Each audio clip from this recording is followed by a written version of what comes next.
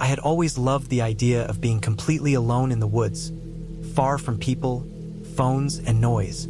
There was something about the silence of the forest that felt restorative, even if it was also unsettling at times.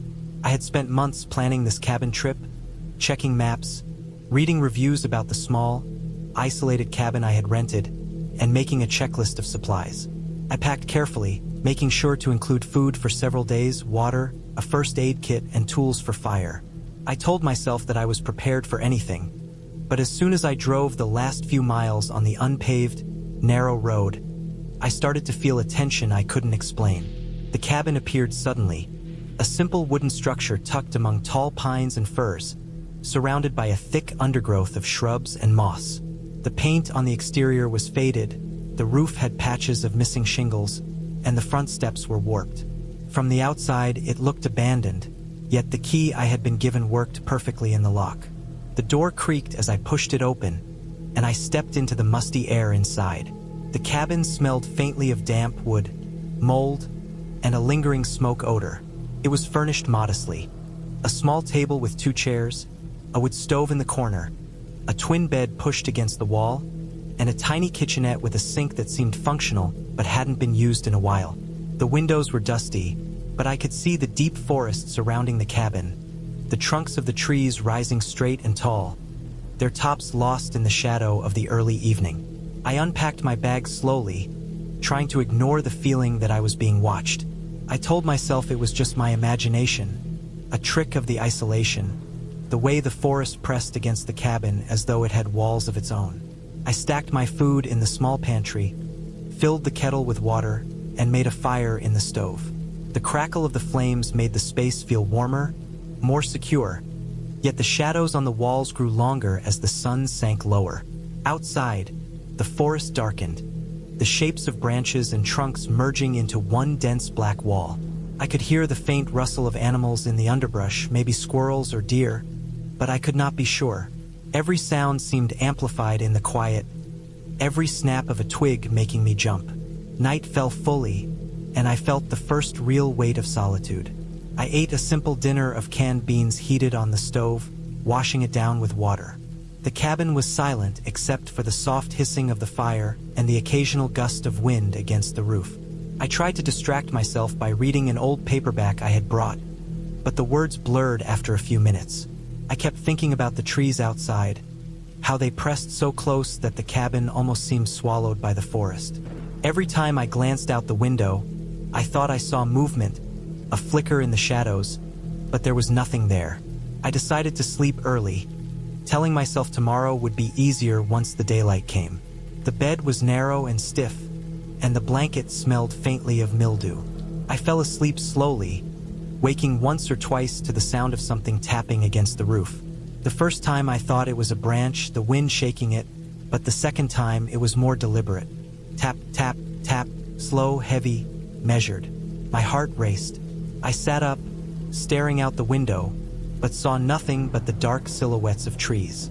I tried to calm myself, telling myself I had imagined it, or that it was an animal. Eventually, exhaustion won over fear, and I drifted back to sleep. The next morning, I woke to an eerie stillness. There were no birds, no rustling of small animals, just a complete absence of sound. The forest around the cabin was dead silent, and I felt a shiver run through me. I lit the stove and made coffee, watching as the sunlight gradually penetrated the thick canopy outside. Something seemed off, though I couldn't explain what.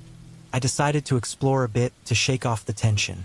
I grabbed a small backpack, my phone, though I had no signal, a flashlight, and a pocket knife, and stepped outside.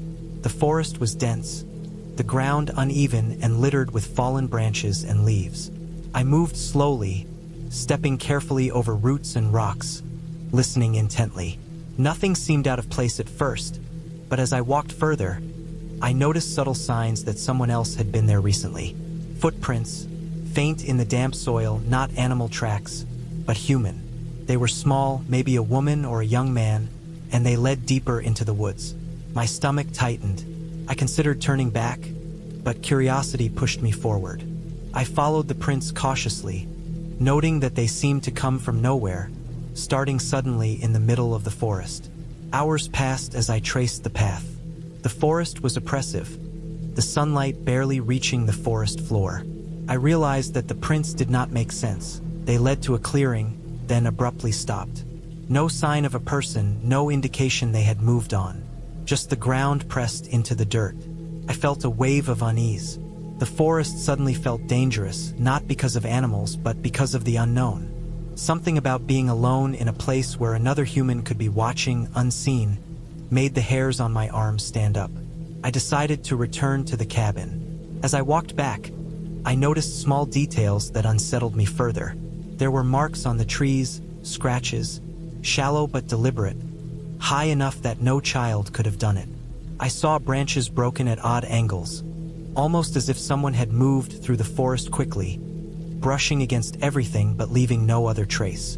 My mind started imagining scenarios, every one more alarming than the last. By the time I reached the cabin, my hands were trembling, my heart pounding, and I felt sweat on my brow despite the cool air. I locked the door behind me and checked all the windows. Nothing seemed to be disturbed, yet the cabin felt different. The isolation that had been peaceful yesterday now felt threatening. I sat by the fire, trying to calm myself. I reminded myself that I was probably overreacting, that the forest was just dense and quiet, that human tracks could have been days old. I forced myself to eat, though my appetite was gone. I spent the rest of the day checking my supplies, fixing small issues in the cabin, making sure everything was secure. I even tried to go outside to gather firewood, but every time I stepped out, the shadows of the trees seemed to move differently, and I retreated quickly. Night fell again, heavier than the last. I tried to sleep, but my mind was too alert, listening for sounds that might indicate someone was near. Around midnight, I heard it again, the slow, deliberate tapping. Not on the roof this time, but on the walls, the wooden frame of the cabin itself. Tap, tap, tap. I froze, heart hammering. The sound moved, circling the cabin, coming from all directions. I realized I had made a critical mistake. I had no real way to defend myself beyond a small pocket knife and the stove. My phone had no signal, and the cabin was far from the road. I remembered reading online about the dangers of isolated cabins, and every story came rushing back. I spent the rest of the night awake, holding the knife, listening as the tapping continued sporadically. At one point, I swore I saw a shadow move past the window, but the cabin was dark and the trees outside black. I could not tell if it was real or a trick of the firelight and my imagination. When dawn finally broke, I was exhausted, barely able to think clearly. I considered leaving immediately, packing up and driving back to civilization, but I realized the road was long, rough, and treacherous, and I had to be careful. I decided to stay for one more day, cautiously preparing myself. I reinforced the locks, stacked more firewood, and planned an exit route in case something happened. I spent the day moving slowly, checking the perimeter, trying to retrace the footsteps I had seen, but found nothing new. That evening, the tapping started again, but this time I noticed a pattern. It was not random, it was deliberate, almost like someone was testing me, probing the cabin. I realized I had to confront the situation directly if I wanted to leave safely. I waited until the tapping paused, then slowly opened the door, stepping outside with my knife raised. The forest was silent, and the morning light barely penetrated the canopy. I walked around the cabin slowly, scanning the area. That's when I saw it. A small campsite, hidden behind thick shrubs, only a few dozen yards from the cabin. Someone had been living there, watching the cabin for days. There was a makeshift fire pit, a few empty cans, and a small tent that blended perfectly with the underbrush. The person had been living in the forest, unseen, observing me. Panic surged, but I forced myself to stay calm. I knew calling for help would not work immediately. I had to leave without alerting them, move fast and quietly. I gathered my bag, packed essential items only, and retraced my steps to the road. Every snap of a twig, every rustle in the leaves made me freeze, but I forced myself to keep moving. Finally, I reached the dirt road and started walking, keeping the cabin out of sight behind the trees. After what felt like hours, I saw my car, parked where I had left it. I climbed in, locked the doors, and drove slowly at first, then faster as adrenaline surged. The sense of relief was immense as I drove away from the forest. I called the local authorities as soon as I reached a signal, reporting the campsite and explaining what I had seen. They told me they would check it out, and later I learned that the campsite belonged to someone with a history of stalking and trespassing. The authorities were able to apprehend him, and I realized how lucky I had been to escape without confrontation. In the weeks afterward, I could not shake the memory of the cabin, the forest, and the feeling of being watched. I learned that isolation could make ordinary situations terrifying, and that preparedness and awareness were crucial. I never went back to that forest, and I never stayed in another remote cabin alone. The experience taught me to respect solitude, but also to respect the dangers that can come with it. I kept a routine of checking in with friends whenever I went anywhere remote, carrying more than just basic supplies, and trusting my instincts more than ever. It changed the way I traveled, the way I moved in the wilderness, and the way I viewed the world. The forest had shown me a stark reality. Isolation can be as dangerous as any creature, and humans can be as threatening as anything nature has to offer. I survived, I learned, and I never forgot.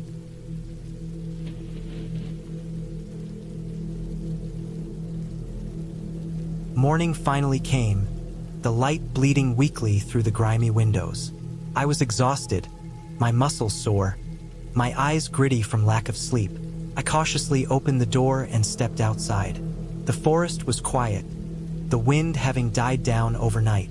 On the ground, the snow, or in this case, just dirt and fallen leaves, was disturbed in a pattern of heavy, careful steps circling the cabin. Footprints. Clear, human footprints, too large and heavy for an animal. They ended abruptly a few meters into the trees, as if whoever had walked them had vanished into the forest. I spent the rest of the day inspecting the perimeter, looking for any signs of where they might have gone or if they had left anything behind. There was nothing. The forest was empty, silent, and calm, but the memory of last night's tension and the sense of being hunted stayed with me. I reinforced the locks on the doors and windows and made a plan. I would leave as soon as possible. It took me another full day to hike back to the nearest road, carrying my bag and every ounce of courage I had left. The forest seemed to watch me the entire way, the branches scratching my arms and face, the ground uneven and treacherous. When I finally reached the road and found a car to flag down, the relief was overwhelming. Looking back now, I realized that what I had experienced wasn't supernatural. It was human. Someone had been out there stalking, testing, or scouting. I was lucky they hadn't been more aggressive. The memory of that night, the endless footsteps circling the cabin, and the helplessness I felt has stayed with me. I never returned to that place, and I never will. I made sure to tell a friend the location, and eventually authorities investigated, finding no one, but I knew better. The forest can be quiet, calm, and beautiful, but it can also hide human predators just as easily as it hides animals. I finally started to sleep normally again only after weeks of therapy and long conversations with someone trained to help victims of trauma. The experience taught me to never underestimate the real dangers in seemingly empty, remote places. People can vanish into the woods, yes, but so can the worst intentions of someone waiting for a target. The cabin itself was just wood, the forest just trees, but the danger had been real, grounded, human, and terrifying. The lesson stayed with me. Vigilance is survival, and solitude in the wrong place can be deadly. The first day I arrived at the cabin, I felt a weight in the air that I couldn't place. The cabin itself was tucked deep into the woods, far from any road, and the last stretch of the drive had been a rough gravel path that shook the car and made my arms ache from gripping the steering wheel. The forest was thick, dark, and silent in a way that made my ears ring if I stayed still too long. Even as I unloaded my bag and stacked firewood near the porch, I could hear only the faint rustle of leaves from the wind and the occasional creak of a tree trunk bending. Everything felt untouched, the kind of place people probably didn't come to often. The cabin was old but solid, built from rough timber with a steep roof that looked as though it could hold up under snow or rain. The windows were dusty, but clean enough to let in the dim light of the overcast sky. Inside, it smelled faintly of old wood, dry leaves, and a lingering scent of smoke from previous fires. I spent the first hour inspecting it, checking the stove, the fireplace, and the small storage room where the previous owner had left some old canned goods. Everything looked normal, functional, and safe. Yet, as the day went on, I couldn't shake the sense of being watched, even though I was alone. By evening, I had a small fire going in the fireplace and the cabin had taken on a warmer feel. Shadows danced along the walls, and the light flickered across the wooden beams. The wind outside had picked up, rattling the shutters and bending the trees so that the forest seemed alive. I tried to focus on reading, trying to ignore the occasional loud snap of a branch hitting the roof or the way the wind sounded like distant footsteps across the yard. I told myself it was just the trees, the cabin settling, normal sounds in a forest. Still, I couldn't shake the feeling that something was off. Around midnight, the sounds grew sharper. The wind itself seemed to sharpen into snapping twigs and brittle leaves under invisible weight. I was in bed, tucked under heavy blankets, when a faint tapping on the window made me sit up quickly. My heart jumped. I pressed my ear to the glass. There was nothing, just the occasional gust shaking the cabin. I rolled my eyes at my own paranoia and tried to sleep, but the noises wouldn't stop. The tapping became a rhythm, faint but deliberate, almost like someone walking just outside the window. I got out of bed, careful not to make the floorboards creak too loudly, and grabbed the small flashlight I had packed. My steps were slow and cautious as I moved toward the window.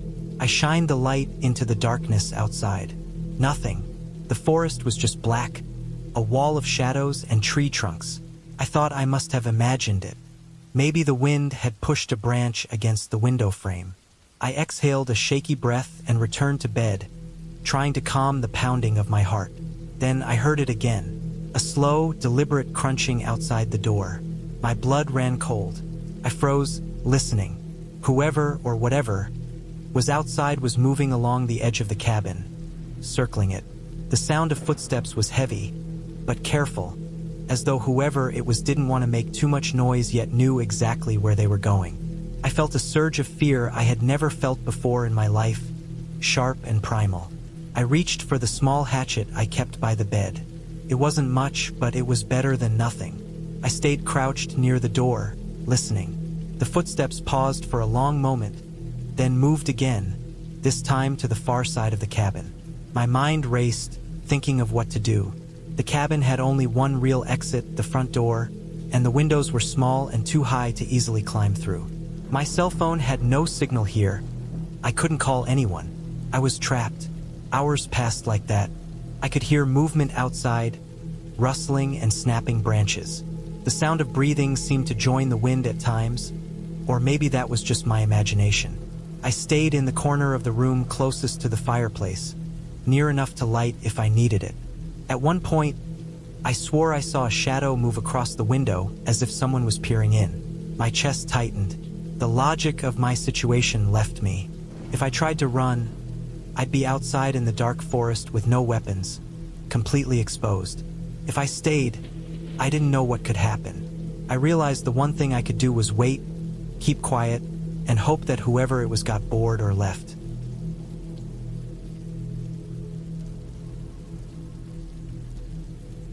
I had been looking forward to this trip for months. After months of work, stress, and the constant noise of the city, the idea of spending a week alone in a cabin deep in the woods felt like the perfect escape. I wanted silence, space, and the kind of solitude that makes you notice things about yourself you usually ignore. I had rented a small, rustic cabin that sat on the edge of a dense forest, about an hour's drive from the nearest small town. The cabin was old but well-maintained, with a stone chimney, a wooden porch that creaked underfoot, and a small stream running nearby. The photos online made it look cozy and peaceful, a place where the air smelled like pine and the nights were so quiet you could hear your own heartbeat. I had packed enough food, water, and supplies to last the week, plus a good supply of firewood, candles, and a flashlight. I wanted this to be as self-sufficient as possible, to rely on myself and nature for a while. The drive up to the cabin was long and quiet. The road wound through thick forests, narrow and uneven, with potholes and steep curves. My phone lost signal almost immediately after I left the town, and by the time I parked in front of the cabin, I was completely alone, without a single car in sight. That was part of the appeal, though it also made me feel a little exposed. I tried to push the thought aside. I unloaded my backpack, checked that the cabin's locks worked, and took a long walk around the property, just to get a feel for the place. The sun was beginning to dip behind the trees, leaving long shadows across the cabin and the forest floor. The stream gurgled quietly nearby, and birds chirped in the distance. But as the sun went lower, the forest started to feel more closed in, denser, almost suffocating in its quiet. That first night, I settled in comfortably. I built a fire in the stone fireplace, the crackle of the logs and the smell of smoke filling the cabin. I cooked a simple meal, laid out my supplies for the week, and felt content. I could hear the wind rustling the leaves outside and the occasional splash from the stream, but it was all part of the peace I had been craving. I went to bed early, feeling tired from the drive, and slept well, waking the next morning to the soft light filtering through the cabin windows. The next day, I explored the surrounding woods. There were clear paths, but I quickly realized that even these familiar tracks could be disorienting. Trees all looked alike, the light shifted constantly, and the forest seemed to stretch endlessly. I stayed on the paths and made mental notes of landmarks. A large rock shaped like a triangle, a fallen log covered in moss, a cluster of birch trees with white bark. By evening, I had walked far enough to feel a mix of accomplishment and mild exhaustion. I had brought a map, but it was old and not entirely accurate. I made sure to mark my starting point and the cabin location in my mind. That night, I built the fire again and ate a simple dinner. The wind picked up, rattling the windows, and the darkness outside felt much thicker than the night before. Still, I went to bed, thinking the forest was just settling in for the night. The third day was when things started to feel different. I woke up feeling a little tense, though I couldn't explain why. There was no one around, nothing was out of place in the cabin, and yet there was a small, nagging sense of being watched. I shrugged it off as paranoia and decided to go for another walk in the woods. I packed a small day bag with water, snacks, a flashlight, and a pocket knife, just in case. The forest seemed peaceful at first, birds singing, sunlight filtering through the canopy. But as I went deeper, following a narrow deer trail, I noticed something unusual. Broken branches, footprints that were not mine, and occasionally, small items that looked as if someone had left them there intentionally. I convinced myself it was just animals and moved on, though I did feel a small shiver run down my spine. As I continued, I realized I had walked farther than I had intended. The landmarks I had memorized seemed unfamiliar now, and the forest looked different, darker, almost oppressive. I stopped and tried to get my bearings, but the sun was already lower, and shadows were lengthening. I decided to head back, but the paths all seemed to twist and turn differently, and soon I realized I wasn't entirely sure which way the cabin lay. I felt a small panic begin to rise, a knot in my stomach. I stopped, took a deep breath, and tried to retrace my steps using the sun as a guide. But the forest seemed to confuse me further. Trees cast long, shifting shadows, and the undergrowth seemed thicker, almost designed to obscure any clear view. My heart beat faster as the realization sank in. I might be lost. The next few hours were a mix of frustration, fear, and exhaustion. I tried to stay calm, marking trees with small scratches on the bark to avoid going in circles. I called out occasionally, though my voice seemed swallowed by the dense woods. The wind picked up, carrying sounds that could have been animals or something else. By the time the sun dipped completely, leaving only the pale light of dusk, I was exhausted, thirsty, and unsure of which direction to go. I remembered my flashlight, which I had kept in my bag, and turned it on. The beam cut through the darkness, illuminating trees, rocks, and brush, but it also made the shadows behind them seem deeper, more threatening. I kept moving, trying to follow what I hoped was a path back to the cabin. Eventually, I stumbled onto a small clearing. My relief was brief. There, in the dirt, were footprints, too large, too human to be deer or bear tracks. They led deeper into the forest, away from the cabin. My mind raced. Was someone else out here? Someone who had been following me? I considered turning back the way I had come, but the darkness made it almost impossible to retrace my steps. My pulse quickened. The rational part of me said these could be hunters, campers, or someone else who had left tracks long ago. But the irrational part, the one fueled by exhaustion and fear, told me there was something else entirely. I decided to move cautiously, sticking to the edges of trees and trying to keep track of landmarks. I wanted to find the cabin before it got too dark, before the forest swallowed me completely. By the time night fully fell, I was disoriented and freezing. My clothes were damp with sweat and a thin drizzle had begun to fall. The forest became a wall of darkness, the sound of the wind in the treetops and the occasional snap of a branch under my own feet amplifying every sound. I realized I needed to stop and create some kind of shelter. I couldn't see the cabin, I couldn't trust the paths, and I didn't want to wander aimlessly until morning. Using my flashlight sparingly, I found a small area under the low branches of a pine tree and crouched, trying to stay out of sight and as warm as possible. I wrapped myself in my jacket, ate a small snack, and tried to stay calm. My breathing was loud in my ears, my heart thudding like a drum. I stayed there, listening to the forest around me, waiting for the first light of dawn. Morning came slowly, a pale gray light filtering through the trees. I stretched, stiff and sore, and tried to get my bearings again. My first priority was to find the cabin, to escape the vulnerable position I had put myself in. I retraced my steps carefully, looking for familiar landmarks, checking the sun's position, and marking each tree I passed with a scratch of my knife. Hours passed, and I began to feel hopeless. But then, in the distance, I saw the faint outline of the cabin's chimney. Relief washed over me, almost to the point of shaking. I moved faster, careful not to trip or make too much noise. Finally, I reached the cabin. I was muddy, tired, and shaken, but safe.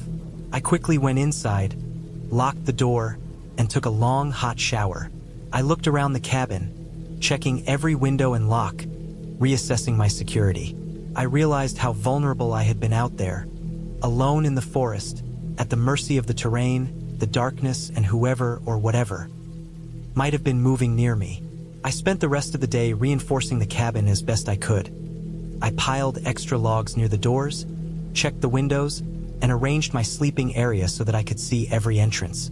I also wrote a note for myself, detailing my experiences, just in case I needed it later.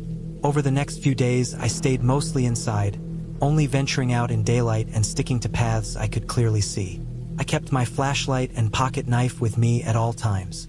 I also became more aware of the small details of the forest, the way shadows shifted, the sounds of distant animals, the rustle of leaves that might signal movement. Every snap of a twig or rustle of underbrush made my heart jump, but I learned to remain calm, assessing each situation before reacting. By the end of the week, I had regained some of my composure. I had survived the days when I was lost, and I had learned to respect the forest and my own limits. When I finally left, driving back toward the town, I felt a strange mix of relief and exhaustion. I had sought solitude, and I had found it, but I had also confronted fear in its most raw, realistic form. I knew I would remember this trip forever, not for the beauty of the forest or the comfort of the cabin, but for the sharp lessons it had taught me about caution, preparation, and awareness. The forest was beautiful, but it was also unforgiving, and I had survived because I stayed calm, stayed focused, and respected the reality of being completely alone in the wild. I would return one day, but not without preparation, respect, and a deep understanding that even a place that seems peaceful can become terrifying in a single night.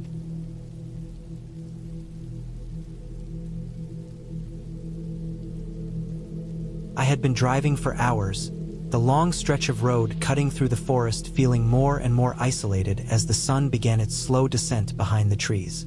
The GPS had long stopped giving me clear directions, and the signal on my phone was patchy at best, flickering between weak bars and nothing at all. I had planned this trip carefully, or so I thought, looking forward to a weekend alone in a small cabin I had rented deep in the woods. I liked the idea of solitude, of being away from anyone, away from noise, phones, responsibilities. It was supposed to be peaceful, quiet, simple, By the time I finally spotted the narrow, gravel path that led to the cabin, the sun was almost completely gone. Shadows stretched long across the forest floor, twisting under the tall pines like something alive. I slowed the car to a crawl, gripping the steering wheel a little tighter than usual. The path was uneven, worn, and covered in fallen needles and small branches. Every now and then, I had to swerve to avoid a rock or a rut deep enough to shake the tires. The deeper I drove, the thicker the forest became, until the world outside my headlights disappeared completely. When I finally arrived, I could just make out the cabin through the trees. It was small, rustic, made entirely of dark, weathered wood, with a steep roof and a thin plume of smoke curling from a small chimney. It was the kind of cabin I had imagined when I booked it, isolated, old, but sturdy.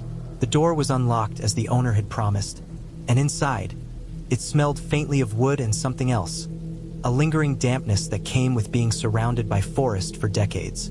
The cabin was modest but sufficient. A small kitchen with a stove, a dining table, a living area with a worn couch, a small bookshelf with old books, a bedroom in the back, and a bathroom with a shower. I unpacked slowly, setting my things down, taking my time, wanting to absorb the atmosphere. There was an odd stillness to the cabin, the kind that comes from being far away from any other human presence. I lit a small fire in the fireplace, hearing the crackle and pop of the wood as the flames caught.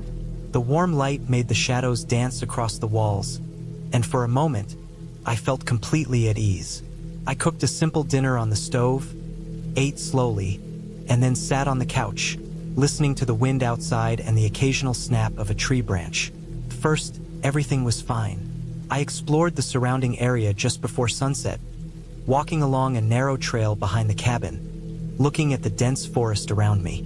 The smell of pine and wet earth filled my senses. The air was crisp, and I felt the kind of peaceful isolation I had wanted. But as the night drew closer, the forest seemed to grow darker, more solid, as if it were pressing in on the cabin itself. I noticed it first as a sound, a faint rustling just outside the cabin, like something moving through the trees. I paused, straining my ears, but the sound stopped. I told myself it was probably an animal, a deer or some small creature. I tried to focus on the fire, on the warm glow, on the comfort of the cabin, but I couldn't shake a subtle feeling that I wasn't as alone as I thought. The wind picked up, whistling through the trees, shaking the old windows. Hours passed. I tried to read a book, tried to distract myself with mundane things like checking my supplies or cleaning the small kitchen. But every time I heard a branch snap outside, my heart jumped. Eventually, I decided to just lock the doors and draw the curtains. I kept the fire going, small pieces of wood crackling in the dark, and sat on the couch watching the flames. Then I heard it again, this time closer. The floorboards outside the cabin creaked slightly, as if someone, or something, was walking just beyond the walls. I froze, my mind racing. I told myself it was impossible, that I was alone, that the nearest road was miles away. But the sound persisted, deliberate, slow, methodical, moving around the perimeter. I grabbed a flashlight, walking slowly to the door and peering outside, but all I could see was the black outline of trees, swaying in the wind. Nothing moved. Sleep became impossible. I tried lying in bed, covering myself with blankets, but I kept hearing the rustling, the occasional crack, the faint, deliberate movements outside. Hours passed, stretching into the early morning. Every time I dared to look through a window, I thought I saw something. Just a shadow, maybe a branch, maybe a person. Couldn't tell. I wanted to convince myself I was imagining it, but the sound of footsteps moving around the cabin, stopping and starting, refusing to let me relax, made it impossible. By morning, I was exhausted. I had stayed awake all night. Fire dwindled to embers, eyes red and raw. I couldn't take it anymore. I decided to leave. Packing up quickly, I gathered my things and stepped outside. The forest bathed in pale morning light. The air was cool and damp, but the eerie feeling persisted. As I walked back toward my car, I noticed marks on the ground, faint footprints pressed into the soft soil around the cabin. They weren't deer tracks. They were bigger, Human. They led from the woods, around the cabin, and back into the trees. My pulse quickened. I ran the rest of the way to my car, throwing my bag in the back and starting the engine. But as I drove down the narrow path, I caught glimpses of movement in the trees, shadows moving just out of the corner of my eye. Every time I looked in the rearview mirror, I thought I saw a figure standing between the trunks, watching me. I tried to convince myself it was just a trick of the light, the fatigue playing tricks on my mind. Hours later, I reached the main road. The world opened up again, houses and cars appearing, radio signals coming back. Relief washed over me, but the memory of those footprints, of the deliberate steps circling the cabin, stayed with me. I stopped for gas, shaking, still looking over my shoulder. No one had followed me, or at least I hoped no one had, but I couldn't be sure. The forest had swallowed the cabin and whatever had been around it once again, hiding it in its isolation. I returned home and tried to put the experience behind me, but I couldn't shake the sense that I had been watched, studied, even hunted. The thought made my skin crawl. I realized how naive I had been, thinking that being alone in the woods could be simple, safe, even peaceful. The isolation that I had sought for serenity had nearly put me in danger. In the weeks that followed, I made changes to how I approached any kind of wilderness trip.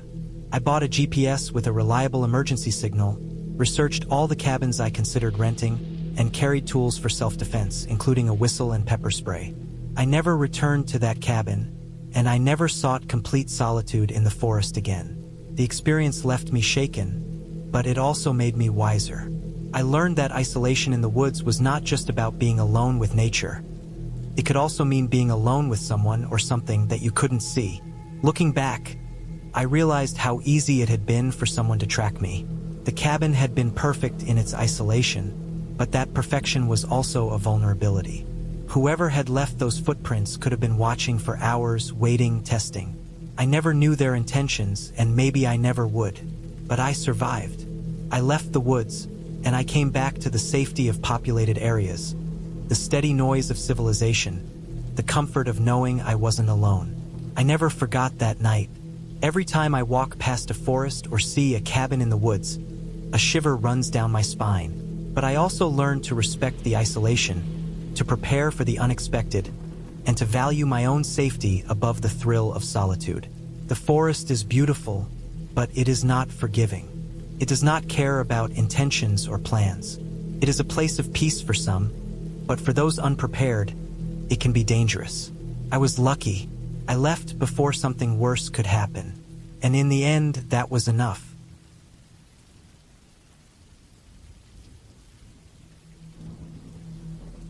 I had been driving for hours through a thin ribbon of road that seemed to disappear into the forest. The sun was just beginning to dip behind the treetops, casting long shadows across the asphalt. My hands were stiff from gripping the wheel for so long, and I could feel the tension building in my shoulders. I had been planning this trip for months. Just me, alone, somewhere isolated, away from the noise of the city. The idea of a small cabin deep in the woods, surrounded only by trees and the sound of wind and wildlife, had seemed perfect, peaceful, relaxing. But as the shadows grew longer, that peace began to feel distant, replaced with an unease that I could not shake. The cabin was not on any main road. The directions I had printed from the website were sparse. Turn left after the old oak, cross the bridge, and then follow the gravel path for 2 miles. The forest had already begun to close in around me, thick and dark, and the canopy overhead was swallowing the remaining light.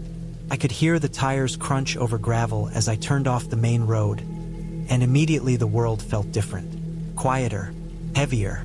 The sound of the wind through the trees became almost deafening in its consistency, and my own breathing seemed too loud. Every now and then, I thought I caught movement out of the corner of my eye, a shadow darting between trees, but each time I looked directly, there was nothing, just branches swaying. The isolation was starting to settle into my chest, making it hard to breathe. The cabin itself came into view after what felt like hours, but was probably only 20 minutes. It was small, wooden, and tucked tightly into a clearing. The boards were weathered and gray, the roof slightly sagging, and the chimney leaned at a dangerous angle. There was no light on, no smoke from the chimney, just the cabin, silent and still, as if it had been waiting for me to arrive. I parked my car on the uneven dirt, stepped out, and immediately noticed the smell. Damp wood, moss, and a faint sourness that I could not place. The air was thick, cool, and smelled of wet leaves and rot. It made me wrinkle my nose. My boots sank slightly into the soft, mossy ground, and I had to pause to listen. There was no sound beyond the wind through the trees, but something about the silence made me instinctively look over my shoulder. There was no one there. I pushed open the cabin door, creaked loudly, protesting after years of disuse. Inside, the air was thick with dust. There were cobwebs in the corners and a faint layer of dirt on the wooden floor. The furniture was sparse. An old wooden table, 2 chairs, a rusted metal bed frame, and a small stove that had clearly not been used in years. I had expected this, of course. The website had made the cabin sound rustic, but I was beginning to realize just how completely abandoned it might be.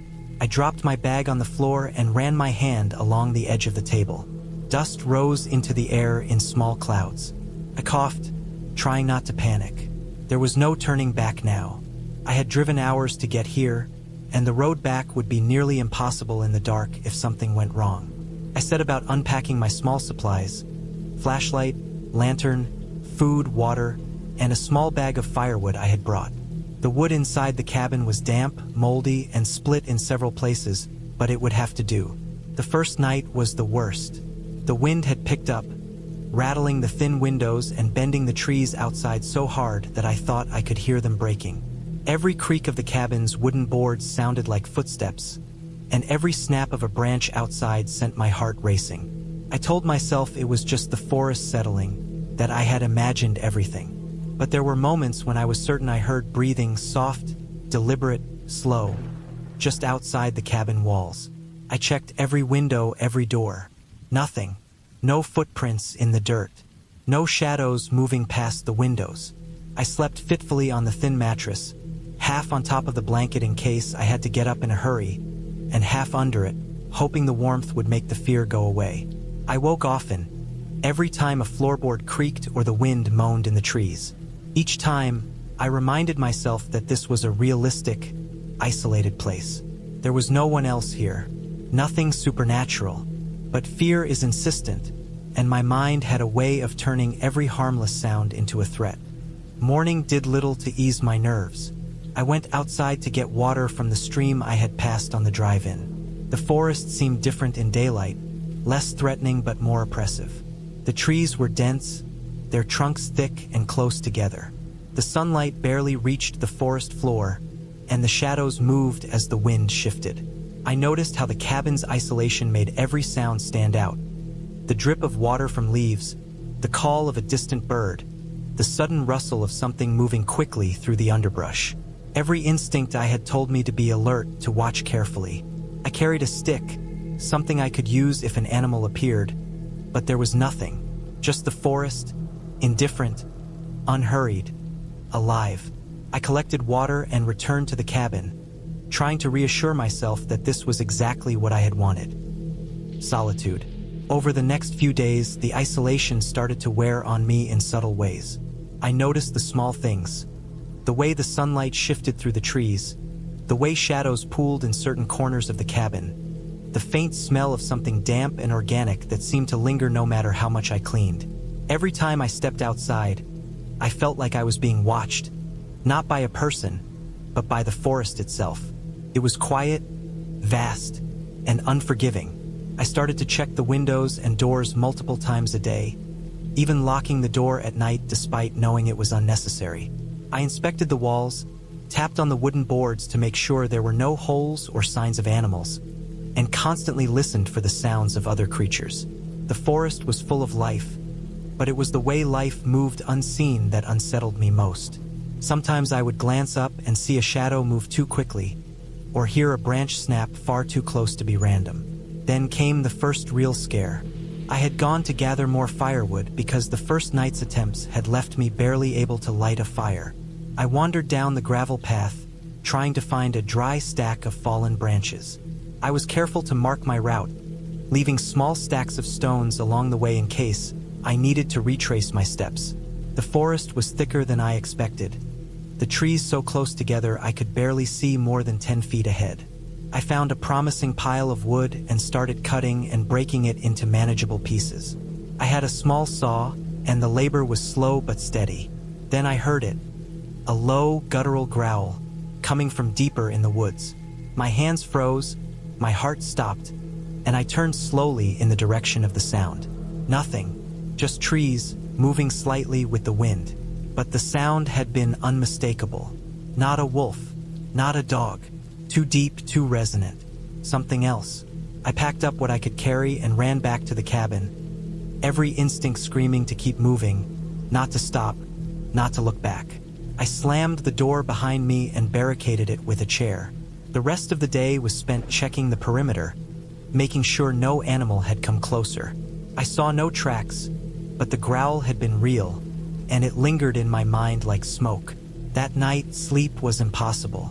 I sat on the bed with the flashlight in hand, listening to every noise. There were moments when the wind died completely, and the silence was so complete it was almost unbearable. Then the creaks would start again, the floorboards, the roof, the branches outside. At one point, I thought I heard a scratching at the door. My heart pounded so hard I could feel it in my throat.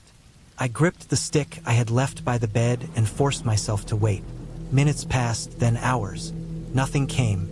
Eventually, exhaustion took over, and I fell into a fitful sleep, dreams filled with the forest closing in, the cabin shaking, and shadows moving just out of reach. The next morning, I made a decision. I had enough supplies to stay a few more days, but I could not ignore what I had heard.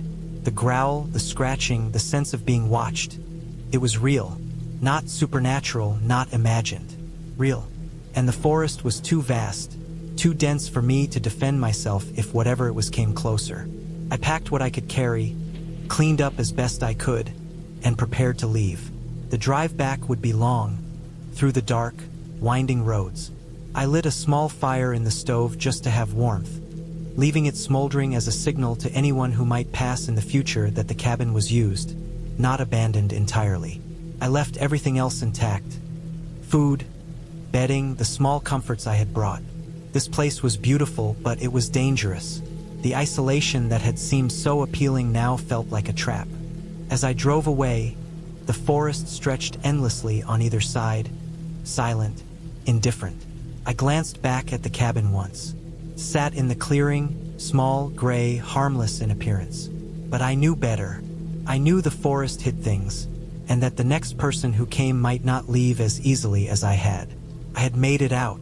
I had survived, and I promised myself I would never return. I would always remember the way the forest felt, heavy on my chest, and the sounds that made me certain I was not alone, even when I was.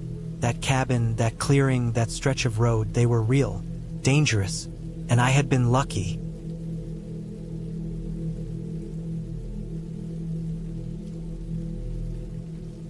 I had been driving all afternoon, navigating a narrow mountain road that twisted and turned through thick forests, following the directions to a cabin I had rented for a weekend escape. My mind had been restless for weeks. Work, deadlines, constant noise. It all weighed on me. The thought of a few days alone in a remote cabin, away from phones and emails, was the only thing keeping me sane. I hadn't expected the journey itself to feel like the start of something more intense. The road was nearly deserted, and the forest around me seemed denser with each mile. The shadows of tall pines and oaks stretched across the asphalt, shifting with the late afternoon sun. I finally saw a wooden sign half buried in undergrowth. Pinewood Cabin, 3 miles. The narrow road became gravel, then dirt, and the car bounced over uneven stones. By the time I reached the turnoff to the cabin, the sun was low, casting the forest in golden light that made everything look calm, almost beautiful. I parked the car at the edge of a small clearing, where the cabin stood surrounded by trees, a rustic structure made of rough logs with a steep roof and a stone chimney. Smoke curled faintly from the chimney, which reassured me that someone might be living there, but I was the only guest. The place looked untouched for weeks. I stepped out and felt the cool, slightly damp air wrap around me. Pine needles covered the ground, crunching under my boots. The forest seemed impossibly quiet, but there was a distant rustle, the sound of something moving through leaves. At first, I told myself it was just small animals. Squirrels, maybe a deer. I grabbed my backpack from the car and made my way to the cabin. The wood creaked under my hands as I opened the door. Inside, it smelled faintly of wood smoke and dust. The furniture was simple but solid. A wooden table, a few chairs, a small couch. A wood-burning stove dominated one corner of the room, and there was a small kitchen area with basic utensils. I set my backpack down and took a slow look around. There were no other people here, no sign of anyone living full-time. A stack of firewood was neatly arranged near the stove. I felt a small surge of relief. At least I could make a fire if the temperature dropped at night. I opened the windows to let in some air, noticing the slight chill that had started to creep in as the sun fell behind the trees.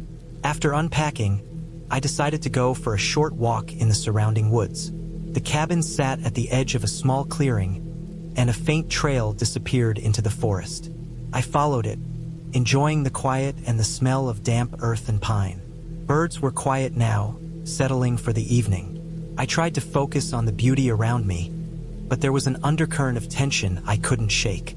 The forest felt alive in a way that made me uneasy. The shadows stretching between the trees looked like shapes, like someone or something could be hiding just out of sight. I returned to the cabin as the sky darkened, feeling a little self-conscious about my growing unease.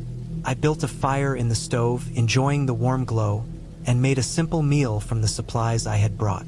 The silence inside the cabin was almost absolute, broken only by the crackle of the fire. I felt safe here, or at least I wanted to believe I was safe. But as the night deepened, the sense of isolation became heavier. Every small sound, the wind rattling branches against the cabin, the creak of a floorboard, the occasional distant snap of a twig, made me jump. I reminded myself I was alone. That was all. There was nothing here but trees and the night. Around midnight, I heard it. A low, scraping sound outside the cabin, faint but unmistakable. My heart rate quickened. I froze, listening. The sound stopped. Maybe it had been the wind, or a branch brushing against the side of the cabin. I told myself that repeatedly, but I couldn't shake the feeling of being watched. I sat close to the fire, glancing at the windows. The reflection of the flames made the glass look almost like eyes, staring back at me. Hours passed slowly. I stayed awake, moving from the stove to the couch, my senses hyper-alert. Every little noise made me tense. Somewhere in the forest, the scraping sound came again, closer this time, deliberate. I couldn't see anything through the darkened windows, but the feeling that someone, or something, was out there was overpowering. I remembered the road leading here had been empty. There had been no cars, no other signs of people. Yet something moved outside. I decided to investigate, trying to remind myself that it could be an animal. I grabbed a flashlight and stepped out onto the small porch. The night was pitch dark, the trees forming dense walls around the clearing. The scraping noise had stopped. I swept the beam across the clearing, then down the forest path. Nothing. No footprints, no shapes moving in the shadows. Just trees, the uneven forest floor, and the way the moonlight reflected off the wet leaves. I stayed on the porch for a long time, scanning, listening, but the forest seemed empty. Eventually, I went back inside, locking the door behind me. I could feel my pulse in my temples. Sleep came in fits. Every creak or rustle woke me. The next morning, I decided to explore further into the woods, hoping daylight would lessen the tension. I packed a small bag with water and food and set off along a faint trail. It twisted through thick trees, sometimes narrowing to the point where branches brushed against my shoulders. As I walked, I noticed the forest floor littered with old tracks, some fresh, some faded. Deer, maybe a bear. But the more I walked, the more I noticed something strange. Human footprints. Single footprints, too large to be children, irregular in depth as if someone was stepping carefully. Panic started to creep in. I had expected isolation, but not the idea that someone else had been in these woods recently. The footprints seemed to follow a rough path, disappearing into thicker trees. I debated turning back, but curiosity or foolishness pushed me onward. The forest grew denser, darker under the canopy, and the sounds of the cabin faded. I had to pay attention to every step, every shadow. Then I saw it. A small clearing, and in it, the remains of a campfire, long cold, surrounded by scattered cans and bottles. Someone had been here and not long ago. I felt a shiver down my spine. This wasn't a hiking trail or a camping site. It was clearly abandoned, but recently used. My instincts screamed at me to go back, but I kept looking around. There were signs of movement in the trees, broken branches, slight depressions in the earth. I turned and started walking briskly back toward the cabin, trying to remember landmarks so I wouldn't get lost. When I arrived, the cabin looked the same from a distance, but something felt off. I noticed the porch light, a small lantern I had left outside, was gone. My stomach dropped. I ran to the door and tried the lock. It had been tampered with. Whoever had been here had entered. I felt a surge of adrenaline and fear. I had no weapon, nothing to defend myself, and the car was parked beyond the clearing, not within reach in seconds. Inside, the cabin was disturbed. Drawers slightly open, the stove cold. Someone had been inside. I checked every corner, moving slowly, trying to remain quiet. Nothing. No one there now. Whoever it was had already left. But the fear lingered, heavy and oppressive. I decided I couldn't stay. I packed essentials as fast as I could. Food, water, some warm clothes, anything I could grab in haste. My hands shook, and I could feel the sweat on my neck. I left the cabin quietly, taking a path through the trees rather than the road, trying to avoid being seen. The forest that had felt serene the day before now seemed threatening, every shadow a potential threat. I kept moving until I reached the road I had driven in on. At the edge of the trees, I saw my car and ran the last few steps. My heart pounded and I fumbled with the keys. The moment I got inside, I locked the doors and started the engine. Driving down the mountain road, I didn't look back. Every rustle from the trees made me glance nervously in the rearview mirror. By the time I reached the main highway, the tension was still there, but the sense of being observed began to fade. I reported the cabin to local authorities, explaining what I had seen, including the tampered lock and footprints. They told me that occasionally, abandoned cabins in that forest attracted trespassers, people looking for shelter, sometimes with criminal intent. I never went back to that cabin. The experience stayed with me, though. For weeks, I couldn't sleep easily, jumpy at small sounds. But I felt a sense of relief and accomplishment knowing I had survived a potentially dangerous situation by staying calm, observing carefully, and acting decisively. The cabin was abandoned, yes, but the danger had been real, tangible, human. That realization, oddly enough, brought me a strange comfort. I had faced the fear of the unknown and made it out safely. In the end, I learned that the forest, no matter how beautiful, can hide dangers. And that sometimes, isolation isn't just peaceful, it can make you vulnerable. But I also learned something about myself. The ability to stay alert, think clearly, and act decisively under fear. The cabin remained empty afterward. A silent reminder of the night, I realized how quickly isolation could become danger, and how careful observation and quick thinking could make the difference between being trapped and escaping. I eventually returned to normal life, but the memory of that cabin trip stayed vivid. Whenever I hear of people renting remote cabins for a weekend escape, I think about how carefully you must assess the environment, not just for comfort but for safety. And I never take for granted the feeling of being watched. That fear is real, and it lingers, but it also teaches you to respect the world you can't control.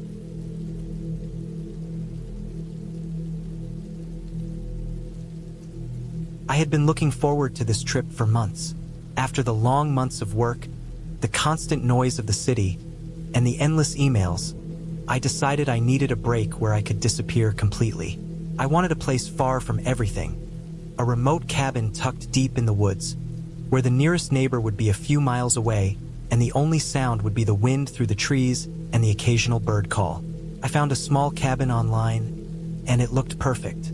A simple wooden structure with a tin roof, a wood stove inside, a small porch overlooking a clearing, and a stream running nearby. It was exactly what I needed. The pictures online made it look serene, almost inviting, and I booked it for a week. I had no idea what I was really getting myself into. The drive up to the cabin was long, winding through narrow roads that twisted through thick forest. The GPS signal kept cutting out as I went deeper, and I started noticing that the cell service on my phone was almost non-existent. The final stretch was a gravel road that seemed to go on forever. Every bend revealed another wall of trees, dense and dark, with little sunlight reaching the ground. When I finally arrived, the cabin looked just like the pictures, small, unassuming, isolated. I parked my car, stepped out, and felt a strange mix of excitement and unease. The air was crisp and smelled of pine and wet earth. It was quiet, too quiet perhaps, but I shook off the feeling. That's what I had come for. Inside, the cabin was simple but functional. A small kitchen area, a table with 2 chairs, a wood-burning stove in the corner, and a narrow bed in the back room. There was no electricity except for a single solar-powered lamp and a small generator tucked under the porch. Water came from the stream outside through a basic filtration system, and there was a bucket for emergencies. I unpacked my things slowly, trying to enjoy the calm, and then I sat on the porch, sipping a thermos of coffee I had brought. The wind made the trees creak softly, and for a moment, I felt completely free. I watched as a few squirrels darted between the trees and listened to the occasional call of a hawk in the distance. Everything seemed normal, peaceful even. The first night, I went to bed early. I had driven for hours, and I wanted to wake up early to explore the surroundings. I slept with the window slightly open, letting in the cool air and the scent of the forest. Around midnight, I woke up to a sound outside. It was faint at first, a snapping of twigs, something moving cautiously through the underbrush. My heart rate spiked. I told myself it was probably a deer or some other wild animal. The woods were full of them, after all. I tried to go back to sleep, but the sound continued intermittently. A soft shuffle, then silence, then another shuffle. I could hear it circling the cabin, moving slowly but deliberately. I kept my eyes on the window, staring into the darkness, trying to catch a glimpse of whatever it was. But all I could see were the silhouettes of trees swaying in the moonlight. Eventually, exhaustion won, and I fell back asleep. The next morning, I inspected the perimeter of the cabin. I found broken branches and some flattened grass around the clearing, like something had walked through during the night. No footprints, though.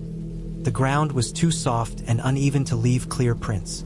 I tried to brush it off, telling myself it was just an animal, maybe a deer or a raccoon. Still, the unease lingered. I spent the day gathering firewood, checking the stream for water, and making sure everything inside the cabin was in order. By afternoon, I noticed a strange detail. My firewood stack, which I had organized neatly, had a few logs slightly shifted. I could have sworn I left them perfectly aligned. I shrugged it off. Perhaps I had been careless. The second night, I stayed more alert. I kept the lamp on and the door locked, and I slept lightly, listening for any sound. Around 1 a.m., I heard it again. The soft shuffle outside, this time closer, almost like someone or something, was pacing along the edge of the clearing. I froze, straining my ears. Then I heard another sound. The faint crunch of leaves, followed by something dragging along the ground. My stomach tightened. I reached for the small hatchet I had left on the nightstand. The sound continued for maybe 10 minutes before fading into silence. I lay awake the rest of the night, imagining all the possibilities. Wild animals or something worse. My mind raced, but I refused to give in to panic. I rationalized everything. I was alone in the woods. I needed to stay calm. The next morning, I found more signs. The small wooden deck outside the cabin had scuff marks, almost like someone had tried to climb up or had leaned heavily against it. I checked the door. It was locked as I had left it. I checked the windows. No signs of forced entry. Still, the feeling of being watched was growing stronger. I decided to stay close to the cabin and avoid wandering too far into the woods. I stocked up on water from the stream, chopped more firewood, and kept a small emergency kit ready. Still, every shadow, every rustle of leaves made me tense. By the third night, things escalated. Around 11 p.m., I heard a sound unlike anything before. A slow, deliberate knock on the side of the cabin. 3 solid knocks, one after another, then silence. I froze, gripping my hatchet, staring at the wall. My mind was racing, trying to find a logical explanation. There was no road nearby, no other cabins, no one should be there. I considered calling for help, but my phone had no signal. I tried to ignore it, thinking maybe a branch had hit the side in the wind. But then it came again, louder this time, followed by a scratching sound along the wall, like nails dragging across wood. I stayed as still as possible, listening. The sounds faded slowly, leaving a heavy silence in their wake. Sleep was impossible after that. The 4th day, I decided to investigate the surroundings more carefully. I wanted to see if there were any tracks, signs, or anything that could explain the sounds. I walked along the edge of the clearing and noticed footprints in the soft mud near the stream. Human footprints. They were large, about 10 inches long, and they led from the edge of the forest straight to the cabin and then disappeared. My heart sank. Someone had been here. I could not see them now, but the tracks were fresh. Panic set in, but I forced myself to stay calm. I considered leaving immediately, but the nearest main road was miles away, and night was approaching. I decided to prepare for the worst and stay alert. That night, I reinforced the cabin. I wedged the furniture against the doors and windows as best I could, knowing it wouldn't stop a determined person, but it might slow them down. I kept the hatchet by my bed, my knife in my pocket, and I stayed awake, listening. Around 2 a.m., I heard the knocking again, more frantic this time, followed by the sound of footsteps circling the cabin. I could hear someone moving the firewood, stepping carefully but with purpose. My mind raced, calculating possibilities. A robber, a homeless person, someone who wanted to hurt me. I tried to stay silent, barely breathing, and waited.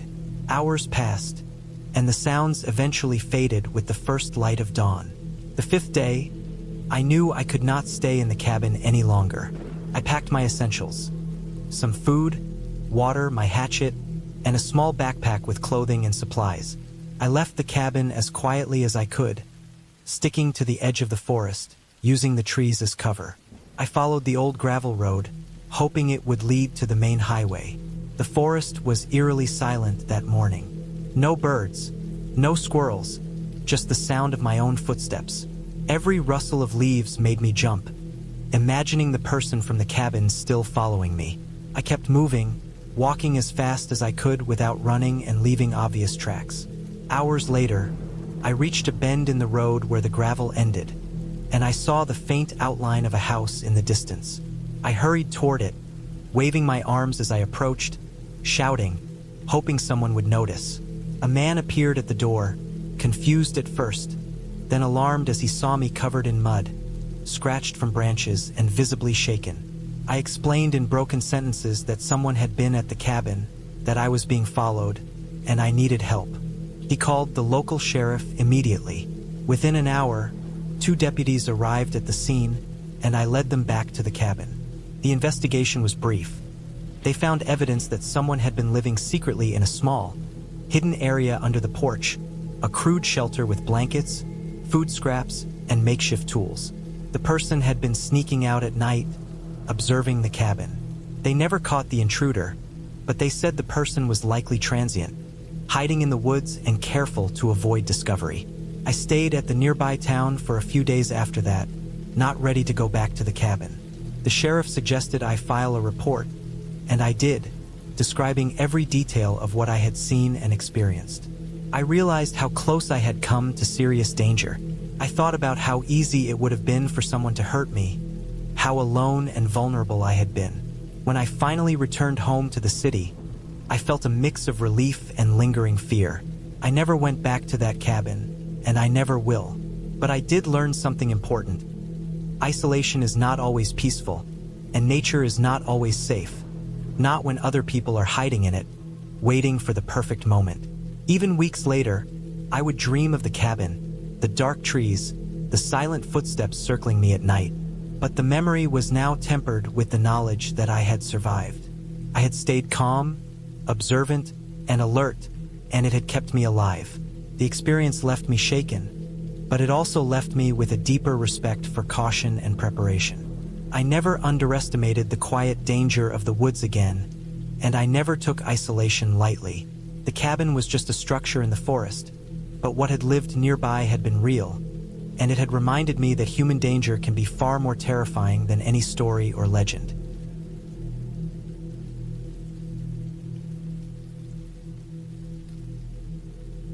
I had been planning this trip for months, making every detail perfect in my mind. The idea was simple: get away from the city, spend a week alone in the woods, and finally have the kind of quiet that doesn't just sit around you, but becomes part of you. I had rented a small cabin deep in the forest, far enough from the main roads that no one would disturb me. The owner had assured me it was completely safe, but as I drove the last stretch of dirt road toward the cabin, the fading light revealed just how isolated it really was. Tall, dark pines lined both sides of the road, their trunks standing like silent sentinels. I could hear the soft crunch of my tires over gravel, and at times it felt like the trees themselves were leaning closer, watching me, whispering in the wind. The cabin came into view just as the sun was dipping below the horizon. It was modest, single-story, with a small porch and a stone chimney. The wood looked weathered, the paint peeling slightly, but that gave it character rather than neglect. I parked my car and stepped out, stretching after the long drive.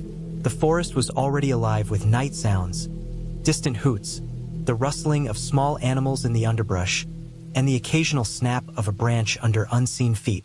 A chill ran down my spine, not from cold, but from the sense of complete seclusion. There was no other human sound anywhere, and as I locked the car, it felt like stepping into a world entirely my own, but one that could quickly turn alien. I unloaded my backpack, careful to make sure I had enough food, water, and supplies. The cabin had electricity, which was a relief, and I flicked on the lights as I explored the interior. It was small, with a single bedroom, a bathroom, and a living area with a wood-burning stove. The furniture was basic, sturdy, and worn, but clean. I felt a strange mix of excitement and tension as I moved through the space. The cabin had a strange quiet about it. Too quiet, the kind that fills the space when no one has been around for a while. I tried to shake the feeling, telling myself it was normal, that I had wanted this isolation. Night fell quickly. I ate a simple dinner and sat in the living room, staring at the fire in the stove. The wind had picked up outside, whistling through the trees and rattling the window panes. At first, it was just the sound of the forest, but then I heard something else, soft, deliberate footsteps outside the cabin. I froze, listening. There was nothing else, just the occasional whisper of leaves and the steady rhythm of my own heartbeat. I walked to the window and peered out. The darkness was thick, almost tangible, and the trees blocked much of my view. I couldn't see anyone or anything. I tried to tell myself it was an animal, maybe a deer or a raccoon, but the footsteps had been heavier than that. Still, I didn't want to panic. I bolted the door and closed the curtains, convincing myself that once I lay down, I would sleep. Sleep was uneasy. Every creak of the cabin, every sigh of the wind, made me jump. I kept imagining someone moving just outside, circling the cabin, watching. By the third hour, I realized the floorboards of the porch weren't the only things creaking. Somewhere out in the dark, something was moving slowly, and its steps weren't light or hurried. They were methodical. I considered calling the police, but my cell reception was spotty, barely enough to get a single bar. I had left my laptop in the car, so there was no way to contact anyone reliably. I tried to focus on the fire in the stove, on the warmth of the small room, but my mind kept going back to the sound of footsteps just beyond the walls. Eventually, exhaustion overtook my fear, and I drifted into a shallow, fitful sleep. I woke hours later to a noise that made my blood run cold. The front door, which I had locked securely, was rattling violently. Someone or something was trying to open it. My first instinct was to run, but where would I go?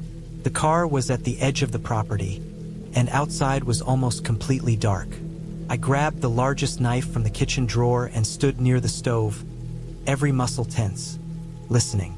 The rattling stopped as suddenly as it had begun, leaving behind only the moaning wind.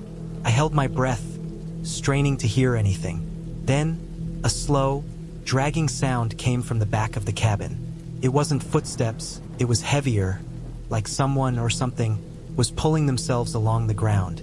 I considered my options. I could hide in the bedroom, I could attempt to escape through the back door, or I could barricade myself in the living area. My mind raced through every possible scenario, every horror movie cliché, but I kept coming back to one fact.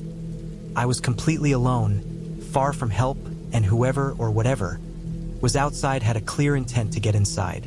I shoved the couch in front of the door and stacked chairs on top, creating a makeshift barricade.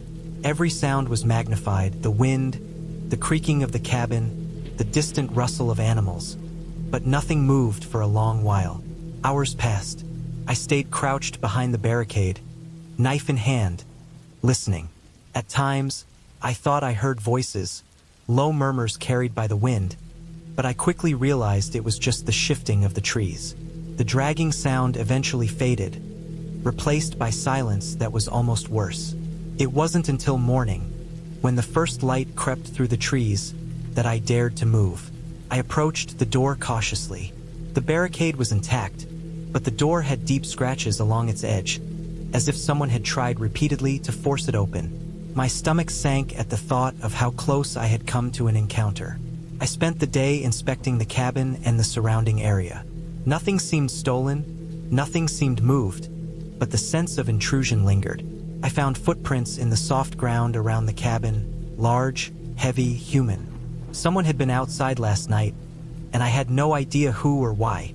I considered leaving immediately, but the nearest town was over an hour away, and the roads were muddy from recent rain. I decided to stay, but only because I needed to understand what had happened. I spent the day reinforcing doors and windows, cutting branches that could provide cover for someone outside, and preparing a small emergency kit near the back door in case I needed to escape quickly. The following night was even worse. The intruder returned, or maybe someone else had come.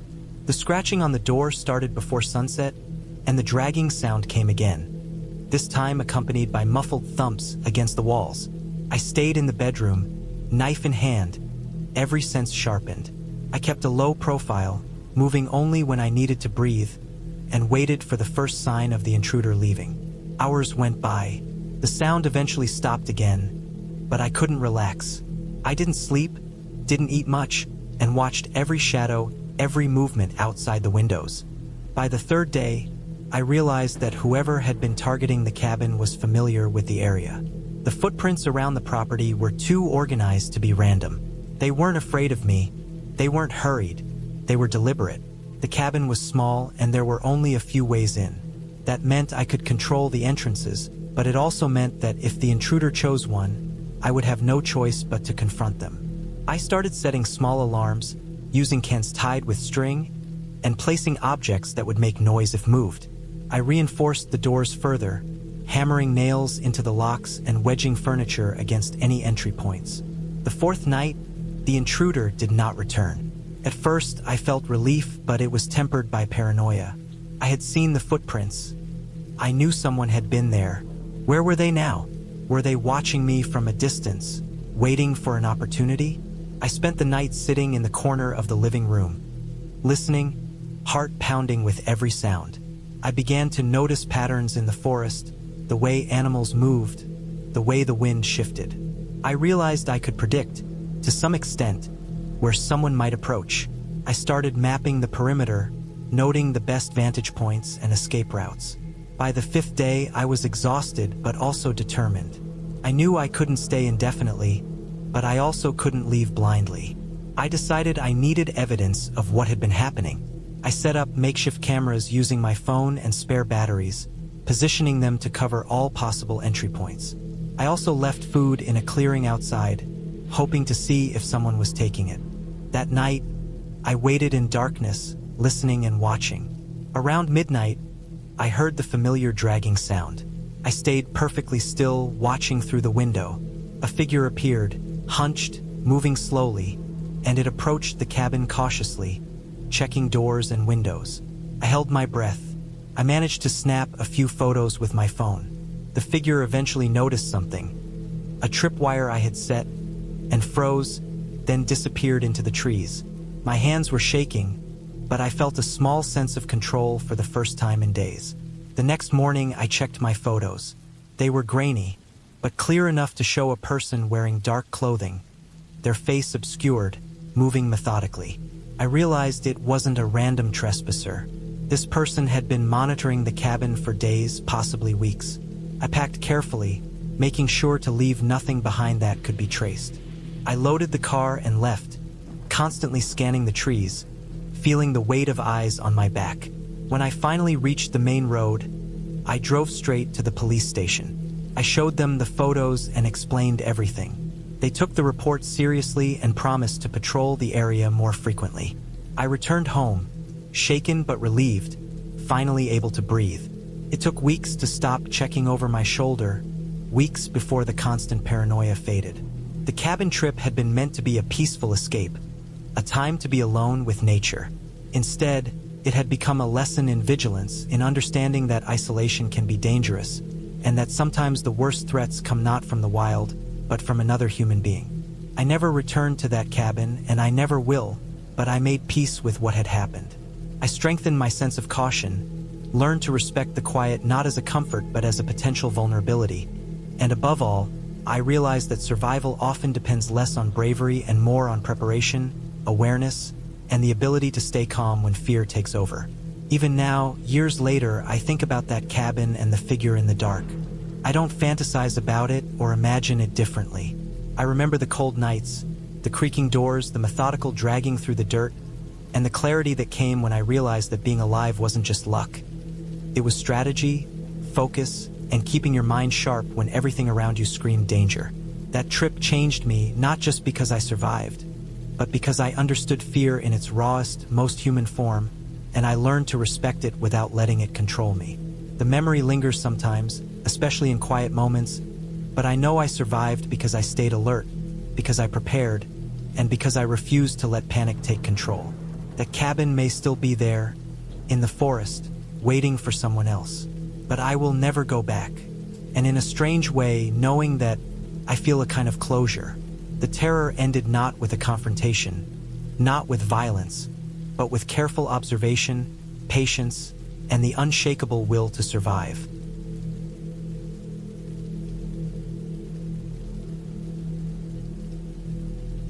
I don't know exactly when I realized that being alone in the cabin might be more dangerous than I had imagined.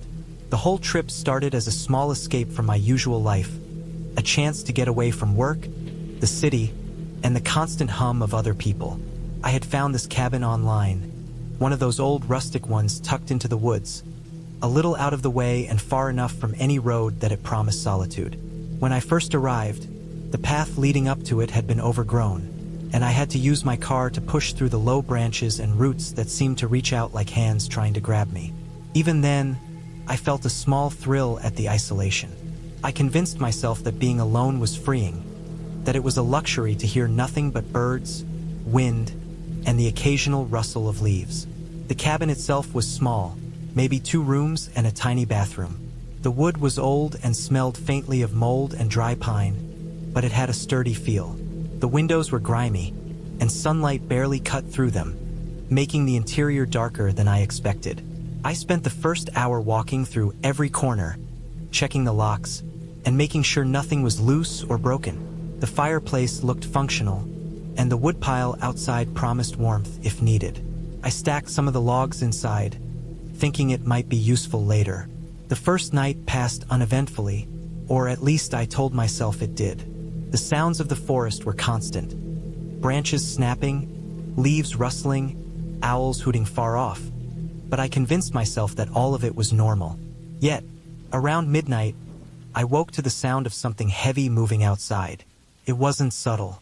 I could hear it brush against the side of the cabin, like a large animal bumping against the walls. My first thought was a deer or a bear. I had read warnings about wildlife, and the area was known for bears, though sightings were rare. I stayed frozen for what felt like forever, listening. Eventually, the sounds stopped, and I forced myself back to sleep. The next day, I tried to distract myself. I explored the nearby trail, noting broken branches and footprints in the soft earth. Most were animal tracks, small deer and maybe a raccoon or two, but I noticed one set that didn't match any I knew, larger, deeper, with a dragging motion that suggested weight. I rationalized it as a large dog, but a small part of me stayed alert. When I returned to the cabin, I made sure to check every door and window again, locking them all. I brought in more firewood, stacked it carefully near the fireplace, and cleaned the cabin as best I could. I told myself I was being cautious, not paranoid. By the third night, the feeling of being watched started to get under my skin. It wasn't just the sounds of the forest anymore. There were faint scratches near the windows, small enough that they could have been made by branches, but persistent. I tried to ignore them, covering the windows with whatever I could find. Old curtains, cardboard, even a blanket. The air grew colder, and the wind seemed sharper, almost like it carried voices or movement that my mind tried to interpret. I had brought some basic supplies with me: canned food, water, and a small first aid kit, but I hadn't expected to feel the need for a weapon. There was a small hatchet by the fireplace, and I kept it near my bed now, along with a heavy flashlight. My phone had no service, which was part of the appeal originally, but now it felt like a dangerous trap. I was completely alone, without any way to call for help. That night, the sounds returned, louder and more deliberate. Something heavy moved outside, circling the cabin. I could hear branches snap in a pattern, almost like footsteps pacing. I pressed myself against the wall opposite the windows, gripping the hatchet so tightly that my hands hurt. Time passed slowly, the seconds stretching into minutes, and still I could hear movement just outside. Then, there was a knock, a sharp, deliberate knock on the door. My heart froze. No animal could knock like that. I stayed perfectly still, hoping that maybe it had been a branch swinging in the wind, but deep down, I knew it wasn't. The knock came again, louder. Something wanted in. I didn't know what to do. Trapped in a small cabin with nothing but a hatchet and a sense of rising panic. I moved quietly to the fireplace, thinking I might escape through the back door if it came to that. My breathing was shallow, my ears straining for the next sound. The knock stopped for a long time, replaced by silence that was even worse. Then, I heard breathing outside, slow, steady, and unnervingly deliberate. I pressed myself flat against the floor, trying to make myself as small and silent as possible. Hours passed, or maybe minutes, it was impossible to tell. The sounds faded eventually, leaving me shaking and exhausted. I didn't sleep after that, sitting by the fireplace with the hatchet in my lap until dawn. When morning came, the sunlight filtering weakly through the grimy windows, I dared to inspect the outside. There were no signs of a human presence, no footprints, no tire tracks, nothing. Just the usual animal tracks, but everything looked slightly out of place, as though someone had been there and erased their presence carefully. I decided I couldn't stay inside any longer without knowing what I was dealing with. I packed some supplies into my backpack: a water bottle, some canned food, the hatchet, and a flashlight. I planned to walk back toward the road, staying vigilant for anything unusual. The forest was dense, and the trail was barely visible in places, but I stuck to it, making slow progress. The feeling of being followed never left me. Every rustle, every snap of a branch, made me freeze and listen. I imagined eyes on me, shadows moving just beyond my vision. By mid-afternoon, I came across a small clearing, a stream running through it. I stopped to drink and rest, trying to convince myself that I was imagining things, that it had just been the isolation and my own fear twisting the sounds of the forest. But when I looked around, I noticed something strange: an arrangement of sticks and stones in a rough circle. At first, I thought it was an animal marking territory, but then I saw a footprint pressed into the soft earth near the edge of the circle. It was large, definitely human, and it had been made recently. My heart leapt into my throat. Someone had been in the area, watching, maybe even following me. I hurried back onto the trail, my pace increasing, muscles burning from tension and fear. I stayed on high alert, turning every corner slowly, scanning the underbrush. The sun was starting to dip, and shadows lengthened between the trees. I knew I couldn't risk staying out here after dark. When I finally reached a small hill, I could see a road in the distance. A narrow, two-lane road cutting through the trees. Relief flooded me. I started to run, stumbling over roots and rocks, nearly twisting my ankle several times. Every sound behind me made me freeze for a second, but I forced myself onward, driven by the thought of safety. I reached the road just as the last light of day faded. Cars were rare here, but I managed to flag down a passing truck.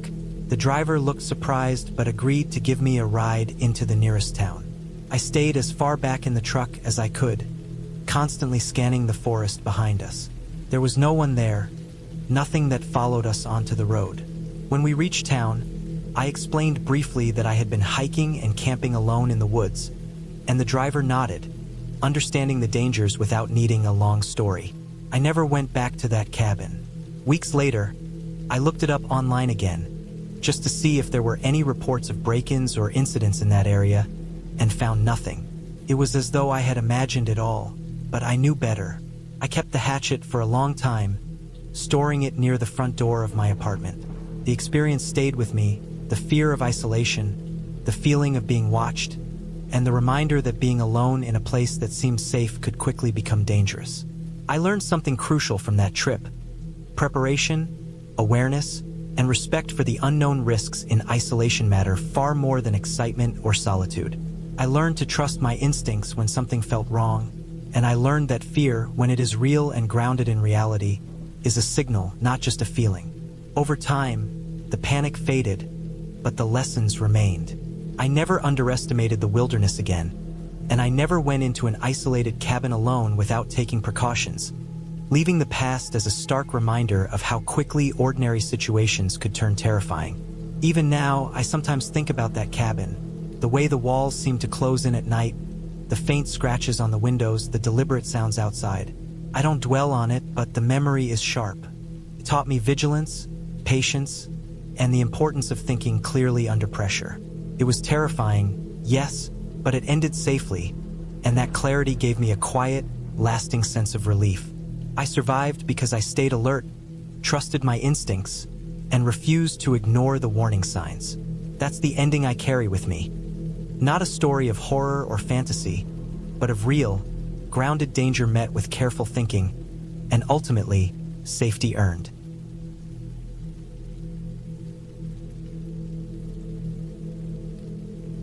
I had been planning the trip for months. The cabin was tucked deep into the mountains, far from any town, road, or neighbor. The directions were vague, a single dirt track leading through dense forest and steep hills, barely wide enough for a single car. The area was isolated, but that was exactly why I wanted it. I needed to be alone, away from phones, work, and the constant hum of life. My backpack was heavy with supplies, food, water, camping gear, a small first aid kit, and a few basic tools. I told myself I was prepared for anything, but deep down, I knew that isolation had its own risks. The first day was uneventful. The air was crisp and cold, and I could hear the distant hum of a river somewhere below the trees. Birds called sporadically, their sounds echoing faintly through the pines. I parked the car at the trailhead and lugged my bag up the narrow path. The soil soft under my boots, damp with morning dew. The forest seemed endless. Shadows moved between the trees, not threatening, but constantly reminding me that I was far from anywhere familiar. The cabin came into view by late afternoon. It was a small wooden structure, weathered and worn, with moss creeping along the roof and cracks in the walls. The windows were dark, and the door creaked ominously as I opened it. Inside, the air smelled of damp wood and old firewood. Dust coated every surface, and cobwebs clung to the corners. The floorboards groaned beneath my weight. It wasn't luxurious, but it was sturdy, and that was enough. I unpacked my supplies, setting up my sleeping area in the main room. A fireplace dominated one wall, and although it was unused for a long time, it looked serviceable. I stacked some firewood beside it, planning to get a fire going once the sun set. The first night was quiet. I had a small lantern and candles, which I used to light the cabin, and the shadows danced across the walls as I ate a simple meal. I felt a certain thrill being alone, surrounded by the forest. But the wind picked up as night fell, howling through the cracks in the walls and rattling the windows. Every snap of a branch outside made me startle. I kept telling myself it was just the forest settling, just animals moving about. But there was an unease, subtle and persistent, that I couldn't shake. The second day, I explored the surrounding area. The trees were dense, and the ground was uneven, littered with fallen branches and rocks. I followed a faint path down towards a stream I had noticed from the cabin. The water was clear, moving fast over smooth stones. I drank carefully, using my water bottle to fill up, and washed my hands. The beauty of the place was undeniable, but I felt increasingly aware of how isolated I was. There was no one around, no signs of human activity except the cabin itself. No footprints, no discarded cans, nothing.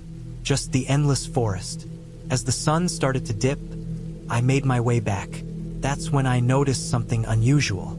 Near the cabin, on the narrow path, there were fresh footprints. They weren't large, maybe the size of a man's shoes, and they weren't from a hiker because they didn't have the regular tread patterns of modern boots.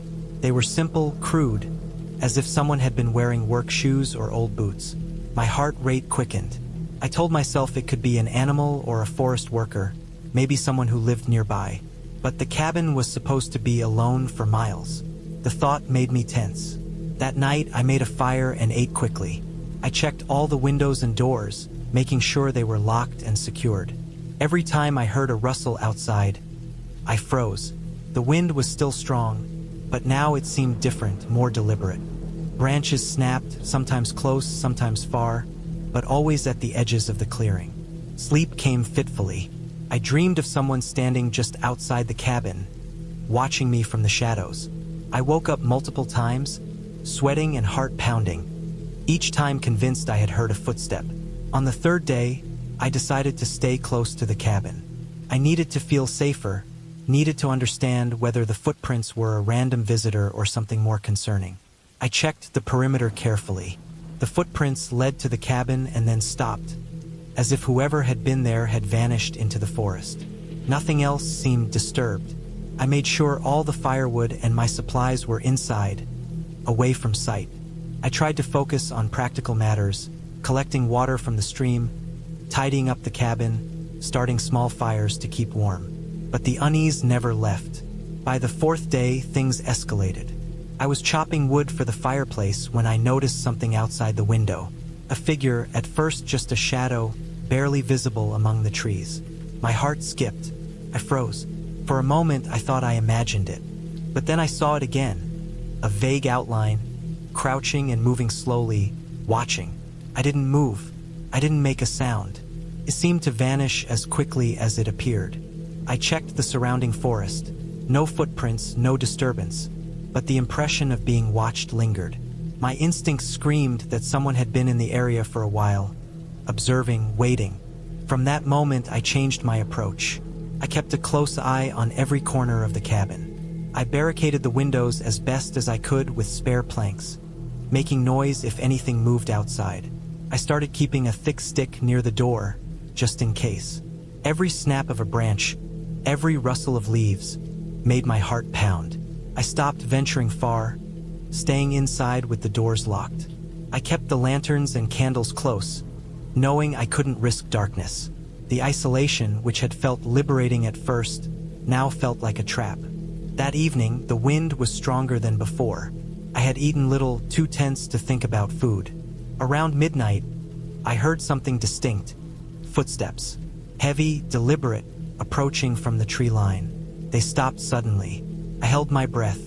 The steps shifted, moving slightly to the left, as if whoever it was trying to get a better look without being noticed. I wanted to leave, to call for help, but there was no cell service, not even a faint signal. Panic threatened to overwhelm me. I considered running to the car, but it was miles down the mountain. If whoever it was wanted to intercept me, they could.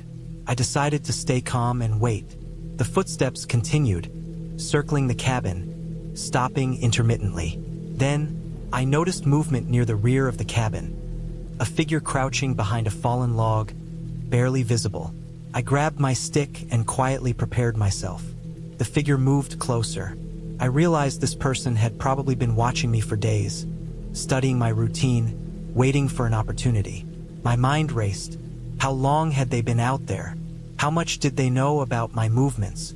I stayed silent and motionless, the firelight flickering across the cabin. After what felt like hours, the footsteps retreated. The figure melted into the darkness of the forest. My body shook, but I knew I had to act. At first light, I gathered my most important supplies, water, food, and a backpack, and I started down the trail. I didn't look back. The forest, which had once seemed peaceful, now felt hostile, alive with unseen eyes. The path was treacherous, steep and slippery from recent rain. Every step was calculated, careful, because a misstep could be fatal. By mid-morning, I had reached the car. I checked it quickly, relieved to find it untouched. I got in and locked the doors, but I didn't start the engine right away. I listened. The forest was quiet, too quiet. Then, from the edge of the tree-line, I saw movement. A shadow darting between the trees, vanishing quickly. My hands shook as I started the engine. I drove down the winding dirt road, every few minutes glancing at the tree-line, expecting someone to emerge, but the road remained empty. Hours later, I reached a small town. The relief was overwhelming. I called the authorities, explaining everything: the footprints, the figure, the cabin. They warned me that someone had been reported in the area, known to stalk isolated locations, but had evaded capture for months. I gave them the cabin's location, but they said it was dangerous to return immediately. I stayed in town for a few days, letting the adrenaline fade, sleeping in a proper bed, feeling human again. In the weeks that followed, I avoided the forest entirely. Eventually, the authorities captured the person, confirming that they had been watching multiple isolated cabins in the area. I felt a mix of relief and lingering fear. The cabin had been perfect in theory, a retreat from the world, but in reality, its isolation had made it dangerous. I realized that even in the wilderness, you are never completely safe from other humans. The experience left me shaken, cautious, and hyper-aware of my surroundings whenever I returned to the outdoors. I never returned to that cabin. The forest can be beautiful, but it can also hide dangers that no planning or preparation can entirely prevent. That week changed the way I viewed solitude and isolation forever. I learned that fear is real, and it doesn't come from shadows or imagination. It comes from the actions of others, from people who watch, wait, and exploit the gaps between safety and vulnerability. And sometimes, surviving means not fighting, but leaving, moving quickly, and trusting only your own instincts. The memory of that cabin, the figure in the trees, the constant, oppressive sense of being watched, will stay with me for the rest of my life. But I survived, and that clarity, that stark understanding of real danger, was a lesson I could never forget.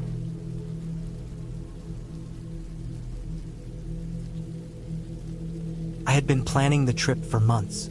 It wasn't that I needed an escape from the city exactly, but I had reached a point where the constant noise, the endless traffic, and the blaring screens of modern life had begun to wear me down. I wanted something quiet, something simple, something far away from the endless rhythm of other people's schedules. The cabin I rented was tucked deep in a forest I had never been to, miles from the nearest town, miles from any real civilization. When I first arrived, the road had narrowed into a thin trail, overgrown with weeds and roots that poked up like skeletal fingers, reminding me that nature doesn't really care who is passing through. By the time I pulled the car up to the cabin, the sun was just beginning to sink behind the trees, painting everything in long, orange shadows that made the forest look both beautiful and threatening. The cabin itself was older than I had expected from the photos online. The wood of the walls was dark and rough, weathered by decades of wind, rain, and snow. The roof sagged slightly in the middle, and the porch boards creaked under my weight. Still, it had a solid charm, a feeling that someone had once loved this place, and that it had survived because of care, not luck. I unloaded my bags, carrying them slowly, savoring the sound of the forest around me. The distant crash of a stream, the rustle of leaves, and the occasional snap of a branch that made me jump even though I knew what it was. There was no one else around. No roads, no lights, no signs of human life. I locked the door behind me, the key turning with a faint click that echoed in the empty cabin. Inside, it smelled of old wood and dampness, the kind of smell that makes you aware of every corner and surface. Dust coated the floorboards in thin layers, and the fireplace had a stack of logs piled beside it, cracked and dry. I left my bags by the door and walked through the rooms, running my hand along the furniture, feeling the coolness of the wooden tables, the scratchy texture of the woven rugs. The kitchen was small, with a tiny gas stove, a sink, and a few cabinets, mostly empty except for some basic plates and utensils left by whoever had stayed last. The bedroom was simpler still. A narrow bed with a mattress that seemed to have lost some of its padding, a small dresser, and a single window that looked out over the dense forest. I opened the window and breathed in the air. It was sharp and cold, tinged with the smell of pine and earth. It was pure and alive, nothing like the smoggy air of the city. That night, I lit a fire in the fireplace and sat on the edge of the bed, listening. I had brought a few books, some notebooks, and a small bag of food, mostly canned goods and dried items that wouldn't spoil. The wind outside picked up, rattling the edges of the cabin and whistling through gaps in the old wood. I could hear branches tapping against the roof, the distant calls of birds settling in for the night. It was beautiful and it was lonely. At first, the loneliness was comforting, a relief from the constant presence of other people. But as darkness deepened, it became a weight pressing on me. The forest outside, once peaceful, started to feel vast and unknowable. Every sound seemed sharper. Every shadow seemed to move with intent. I told myself it was just my imagination, but the sensation didn't leave. The next day, I woke early to the sound of sunlight through the trees. The cabin felt warmer with the fire still smoldering in the fireplace. I made coffee on the small stove and sat at the table, watching the sunlight shift across the floorboards. I had a plan to hike around the area, to explore some of the trails I had seen on the map. I packed a small backpack with water, snacks, a flashlight, a knife, and a first aid kit.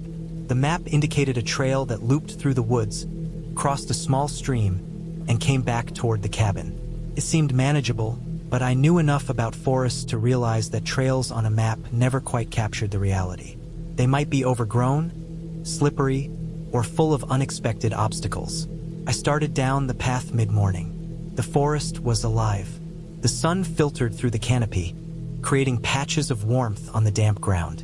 Birds called to one another from the treetops, and occasionally I spotted small animals darting between the underbrush. I followed the trail carefully, stepping over roots and rocks, listening to the crunch of leaves under my boots. At first, it felt exhilarating, the kind of freedom that comes from being alone in a place that demands attention. Every sense is heightened in the forest. The smell of damp moss, the rough texture of bark under your fingers, the distant gurgle of water in the stream. All of it made you feel alive. By late morning, I reached the stream. It was shallow but swift, tumbling over rocks and creating small rapids that caught the sunlight. I knelt by the edge and cupped water in my hands, drinking directly from it. The water was cold, biting, and refreshing. I rested for a while, watching the current, and then continued along the path. That was when I first noticed that the forest was quieter than it had been before. Birds had stopped calling. The wind had died down. The forest was still. It's a subtle thing, but once you notice it, it's impossible to ignore. The kind of quiet that suggests something is paying attention. I told myself it was nothing, just a lull in the activity. I pressed on, moving deeper into the woods. The trail became less defined. I had to step over fallen trees, brush past thick undergrowth, and navigate around large rocks. It was harder going, but I was careful. Around midday, I realized I had gone farther than I intended. The sun was high, but the trees blocked most of its warmth. I checked my watch and realized I had been walking for over 3 hours. I considered turning back, but curiosity pushed me onward. That's when I saw the first sign that something might be wrong. On a narrow stretch of the trail, I noticed footprints pressed into the soft earth. They were human, large, and fresh. I paused, crouching to examine them. They were not mine. I had made a mental note of my path when I came in, and these prints were newer. Whoever had passed this way had been here recently. I froze, listening. The forest was silent. Not just quiet, completely still. No birds, no wind, no rustle of animals. My heart started to beat faster. I could feel my pulse in my temples. I debated what to do. I considered following the prints to see who they belonged to, but my instinct screamed against it.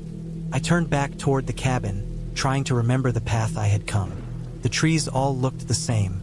Every bend in the trail looked familiar yet slightly different. The longer I walked, the more I realized that I had lost the trail completely.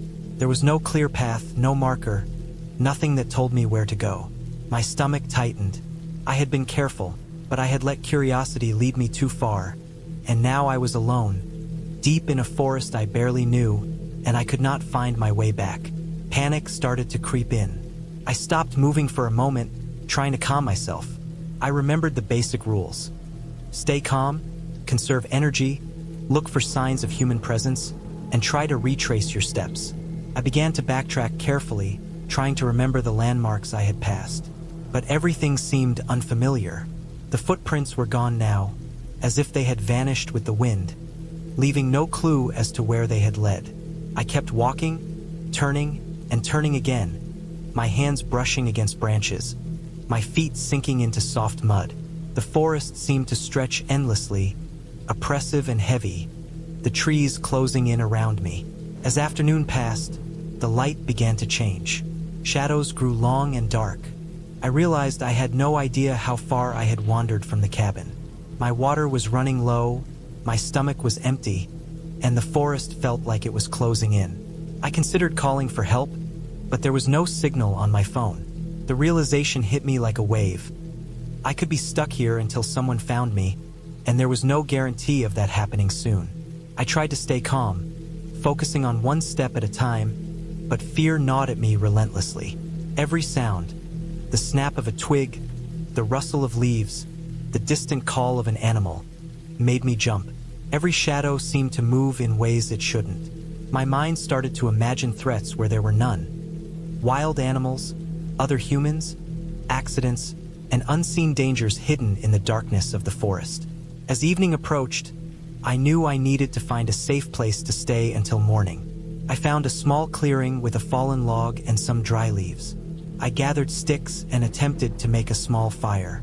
It was harder than I expected. My hands were shaking, my fingers numb from cold and sweat, and the wood was damp in places I hadn't noticed. After a long struggle, I managed to coax a tiny flame into existence. It wasn't much, but it provided light, warmth, and a sense of security. I built a crude shelter using branches and leaves, enough to give me some protection from the wind. I stayed as close to the fire as possible, my eyes constantly scanning the darkness. I didn't sleep, but I closed my eyes for a few moments, trying to rest, listening to the sounds of the forest that had become my entire world. Morning arrived slowly, though it felt like the night had stretched endlessly.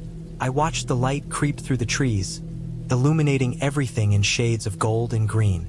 The fire had died, leaving only smoke and ashes, but I felt a small surge of hope. I decided to keep moving, hoping to find a path or a sign of the cabin. I kept my bearings as best as I could, following what seemed like a gentle downhill slope, reasoning that water flows downhill and the stream might lead me somewhere familiar. Hours passed, my legs aching, my body weak, my mind exhausted. Every tree looked the same, every path seemed like a dead end. I was not far from panic now. Exhaustion and fear were making it impossible to think clearly. Then, just when I was about to collapse in despair, I noticed something I had overlooked before. A ribbon tied to a tree branch. It was bright orange, fluttering in the breeze. My heart leaped. I remembered seeing similar ribbons near the start of the trail, markers that hikers sometimes left to guide themselves. I followed the ribbon, moving carefully but quickly, my legs fueled by adrenaline and hope. Soon I saw another ribbon, then another. I was on the trail I had taken the day before, the same trail that had seemed impossible to retrace. Relief flooded me. I kept following the markers, recognizing bends in the trail, the sound of the stream growing louder. By mid-morning, I could see the cabin through the trees. It looked unchanged, still quiet and still, but now it felt like a sanctuary, a place of solid walls and known spaces. When I finally stepped onto the porch, I collapsed briefly against the door, exhausted but safe. The cabin smelled the same as when I left it, but now it was a comforting smell. I spent the rest of the day recovering. I cleaned my hands and face, ate some food, drank water, and sat in the sunlight streaming through the windows. I reflected on what had happened, how easy it had been to get lost, how quickly fear could take hold, and how small, simple markers could mean the difference between being trapped and finding safety. The experience left me shaken, but it also left me with a newfound respect for the forest, for preparation, and for paying attention to the small signs that most people overlook. In the following days, I stayed close to the cabin, exploring only areas I could clearly see and remember. I made small trails of my own, leaving markers, noting landmarks, and keeping careful track of everything around me. When it came time to leave, I packed my things carefully, checking and double-checking my map and compass, making sure I would not make the same mistake. Driving away from the forest, I looked back at the cabin, hidden among the trees, a place that had scared me, tested me, and ultimately taught me a lesson I would never forget. That nature is beautiful, but it is also indifferent, and respect, preparation, and careful attention are the only things that keep you safe.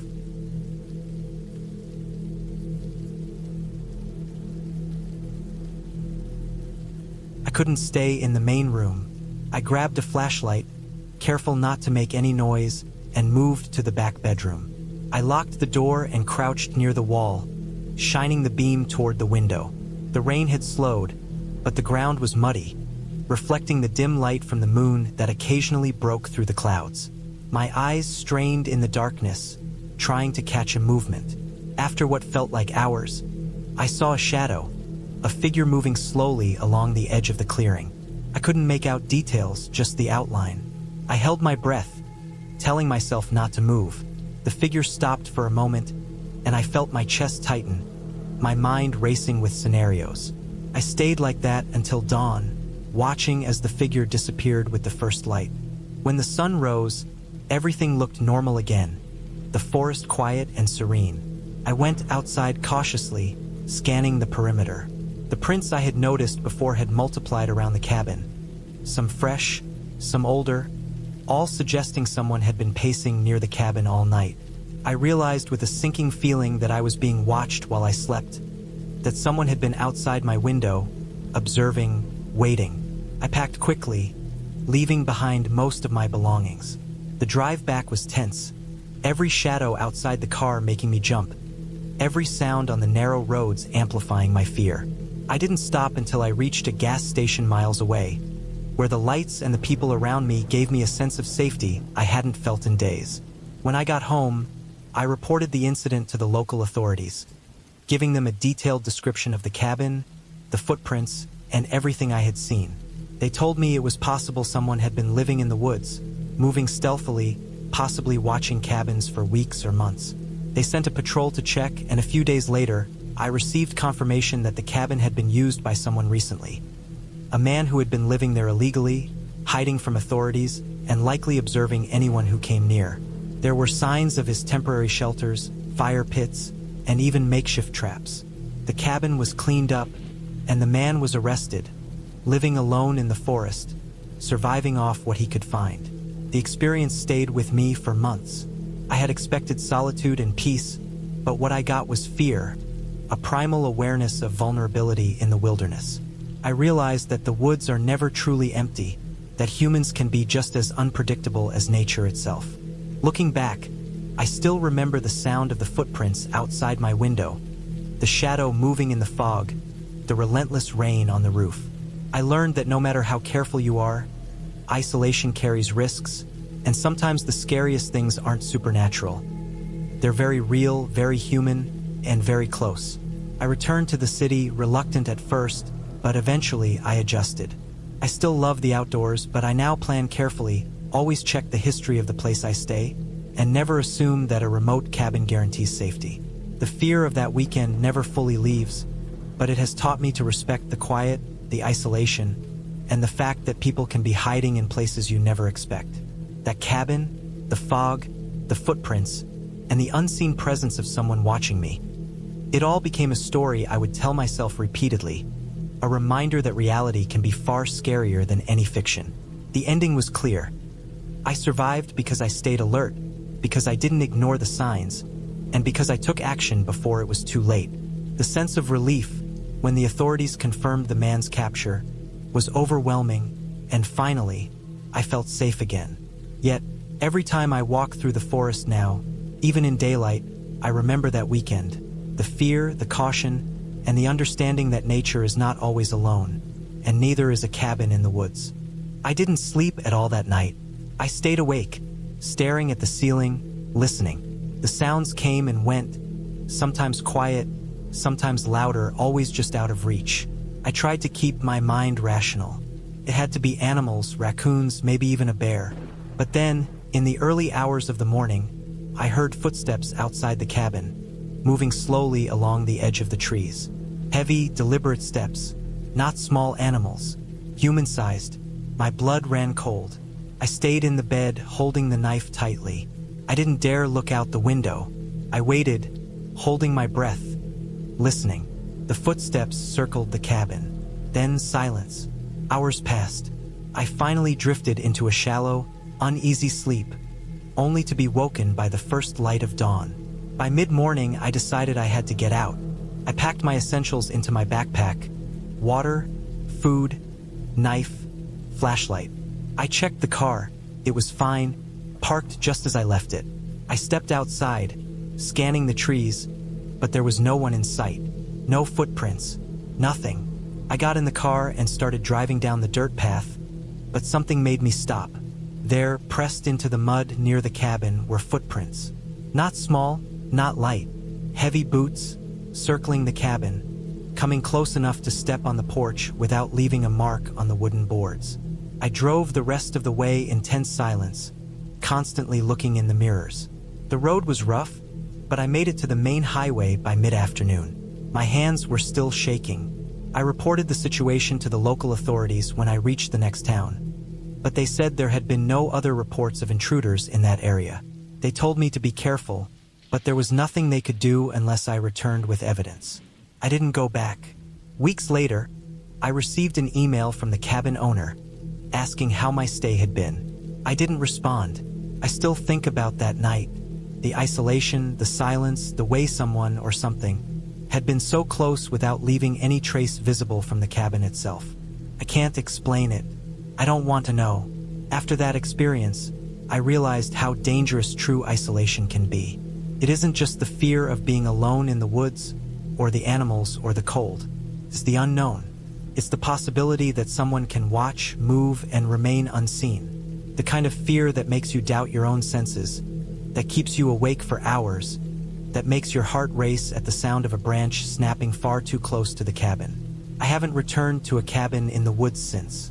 I stick to well-trafficked campsites now, where the risk is low and help is nearby. But sometimes, late at night, when I'm lying in bed in my apartment, I remember the tapping, the footsteps, the silence outside that cabin.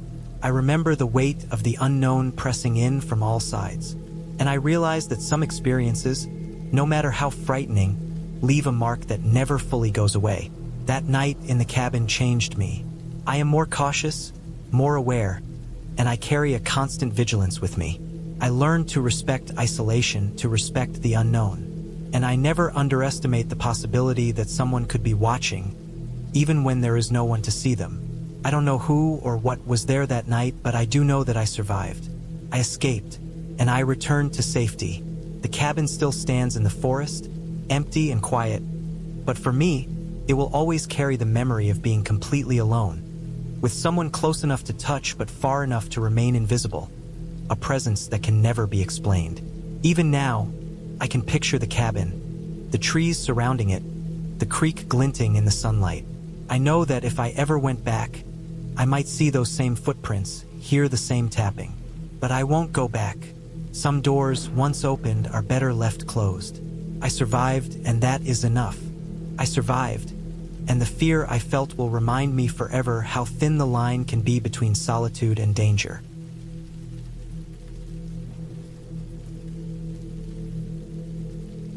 I decided to explore the area around the cabin. Outside, the clearing was small, maybe 50 feet across, bordered by thick trees.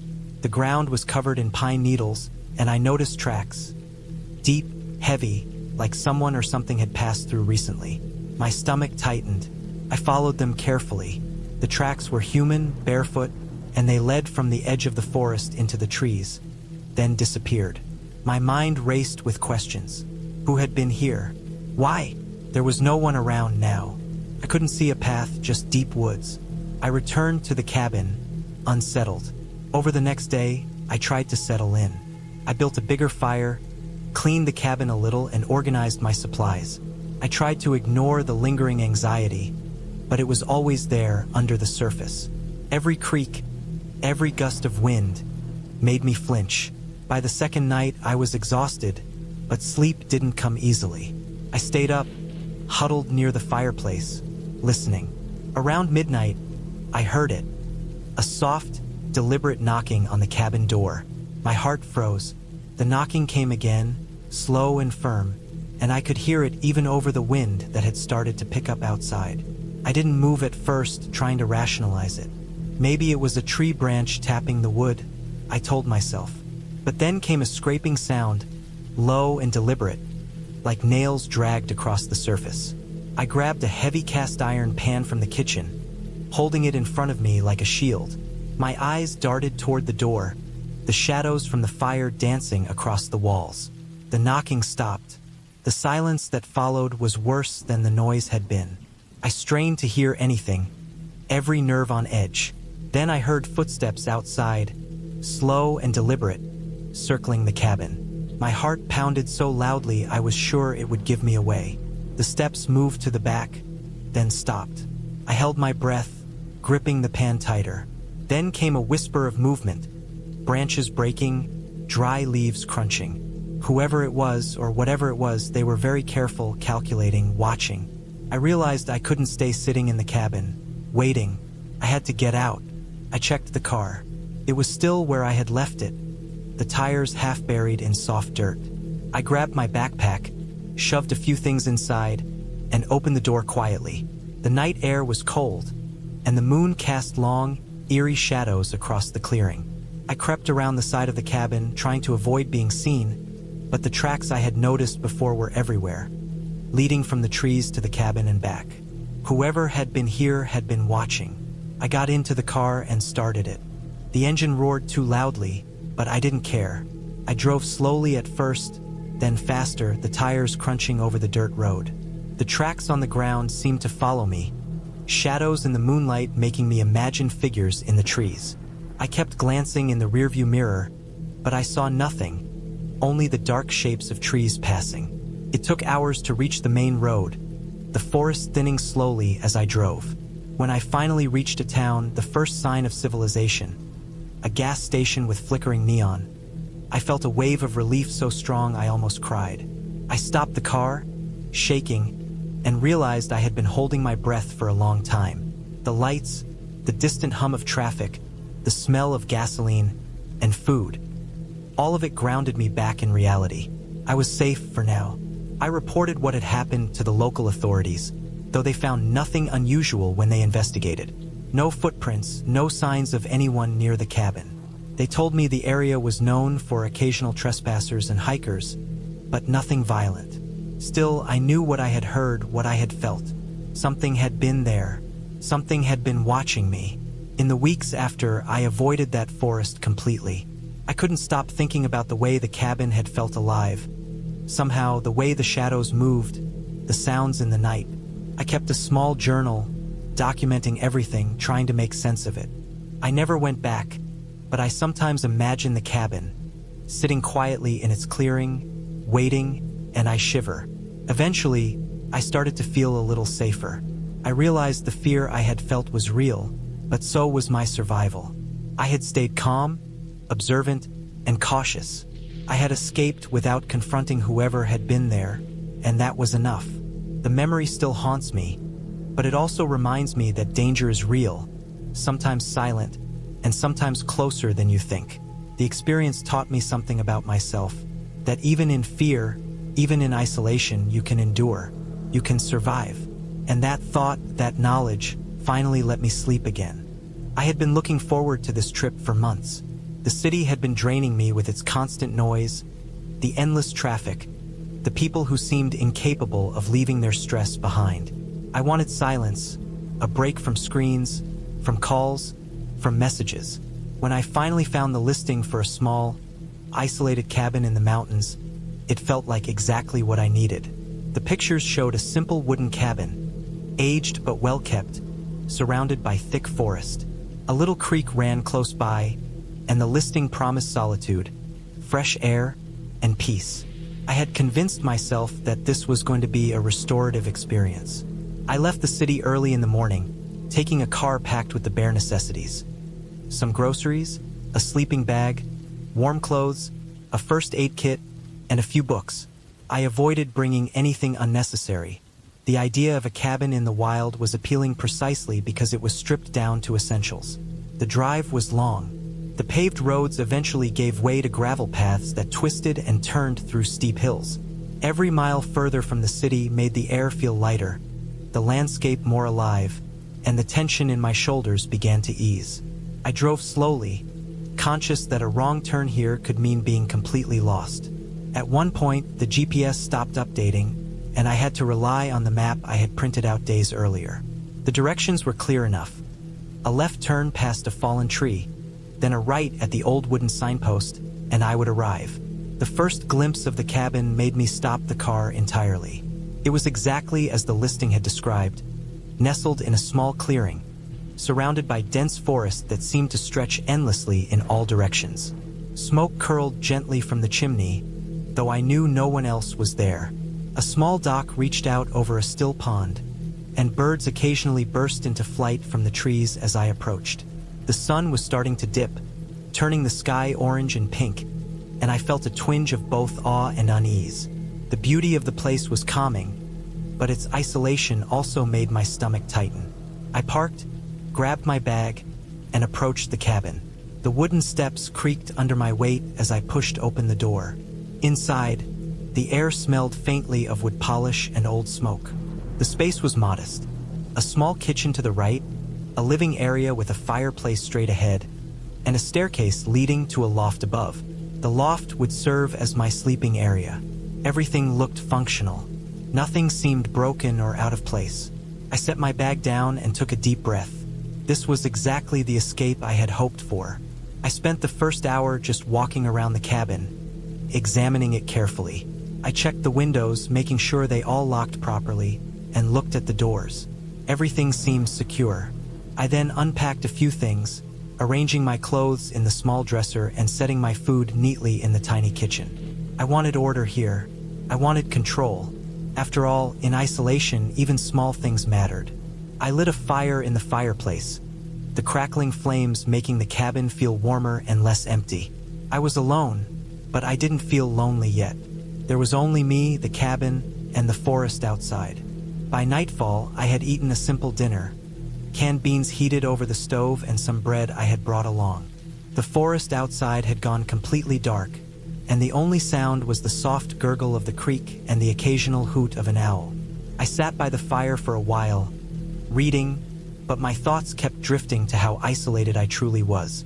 The nearest neighbor was miles away, and the forest around the cabin was thick enough to hide almost anything. I told myself it was safe, that there was nothing to worry about, but the thought lingered in the back of my mind anyway. The wind had picked up, whistling faintly through the trees, making the cabin's walls groan with each gust. I tried to focus on the warmth of the fire, but each sound outside seemed amplified in the silence. A branch hitting the side of the cabin made me flinch more than it should have, and I reminded myself that it was just the wind. I went to bed early, lying on the thin mattress in the loft, wrapped tightly in my sleeping bag. I tried to focus on the calm sounds of nature, but sleep came slowly. Around midnight, I woke to a faint noise. At first, I thought it was the wind, but it was too deliberate. A soft scraping sound against the wooden siding of the cabin. My heart jumped. I froze, listening carefully. There it was again. A slow, deliberate scraping, like something being dragged along the side of the cabin. I stayed still, trying to convince myself it was an animal, but deep down, I knew the cabin was small enough that any noise outside sounded much louder inside. I waited, straining to hear anything else, but the sound stopped after a few minutes. My pulse was racing, and I lay awake for the rest of the night, listening to every creak, every rustle, every snap of a twig outside. The forest that had seemed so beautiful during the day now felt oppressive, almost threatening. The next morning, I was tense. I checked the perimeter of the cabin, walking slowly and scanning the tree-line for anything unusual.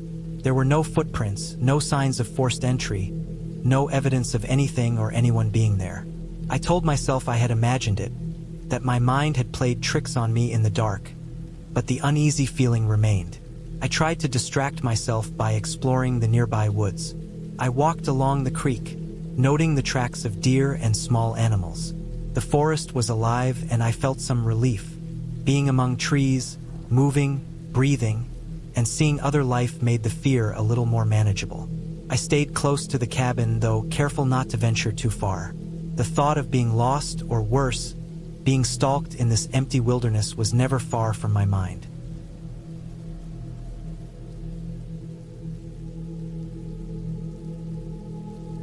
By late afternoon, I had returned to the cabin. I decided to tidy up, organize my supplies, and make sure everything was secure for the night. The sun was low in the sky again, and shadows stretched across the clearing. I was preparing my dinner when I heard it, a faint, rhythmic tapping on the door. I froze. I had locked everything, but the sound persisted. Tap, tap, tap, slow, deliberate, and unmistakable. My stomach dropped. I set down the pan and moved cautiously toward the door. My first thought was that some animal had found its way up to the cabin, perhaps a raccoon or something bigger. I peered through the window but saw nothing. The forest was quiet, the trees still, the sun casting long, sinister shadows. The tapping stopped abruptly, replaced by silence. I stayed still, trying to calm my racing heart. I had my phone with me, but I had no signal.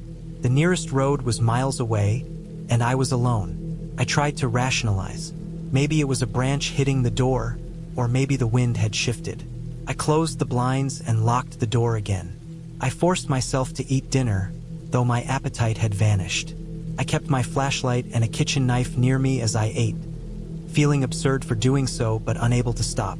I finished eating and cleaned up quickly. By the time the sun disappeared completely, darkness enveloped the cabin. The wind had picked up again, and every sound seemed magnified. I sat by the fire, trying to focus on reading, but my eyes kept darting to the windows. Shadows moved in the corners of the clearing, and I could have sworn I saw something shift among the trees. Every time I thought I was imagining it, I would catch a fleeting glimpse of movement. My hands trembled slightly, and I forced myself to breathe slowly. Around midnight, the sound returned. This time it was heavier, more deliberate. Footsteps, I realized, crunching over the dead leaves and twigs outside. My heart jumped into my throat. I grabbed my flashlight and shone it toward the source, but the beam only revealed swaying trees and darkness. The footsteps stopped. Silence. I held my breath, gripping the knife tightly. Then came the sound of the door handle rattling, slowly, as if someone was testing it.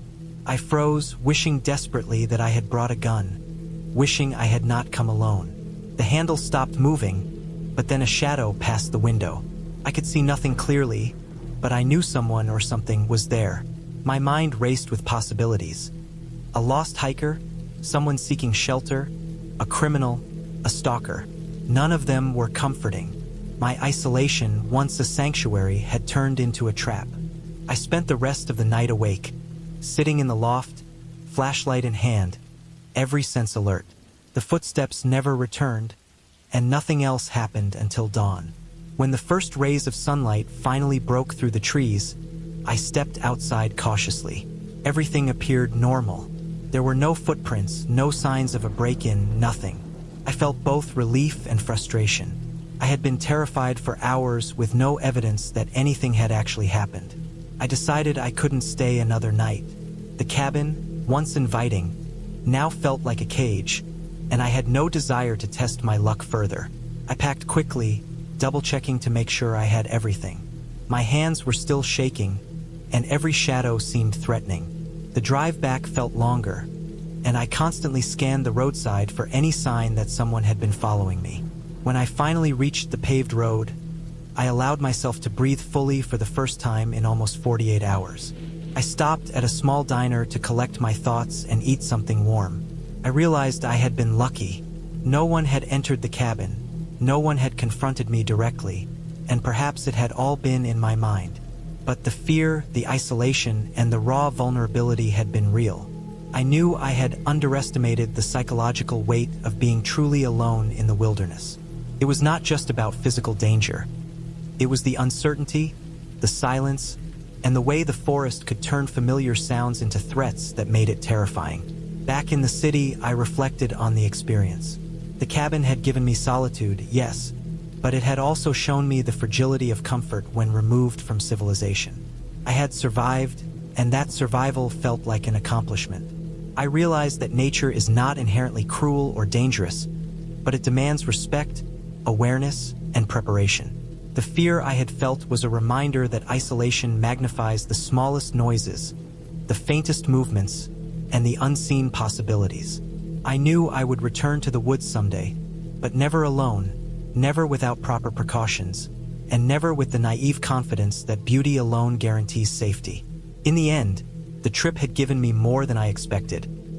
Not just silence, not just a break from the city, but a profound understanding of my limits, my vulnerability, and the sharp edge of solitude. I had faced fear without any embellishment, without any fantasy, without any supernatural elements.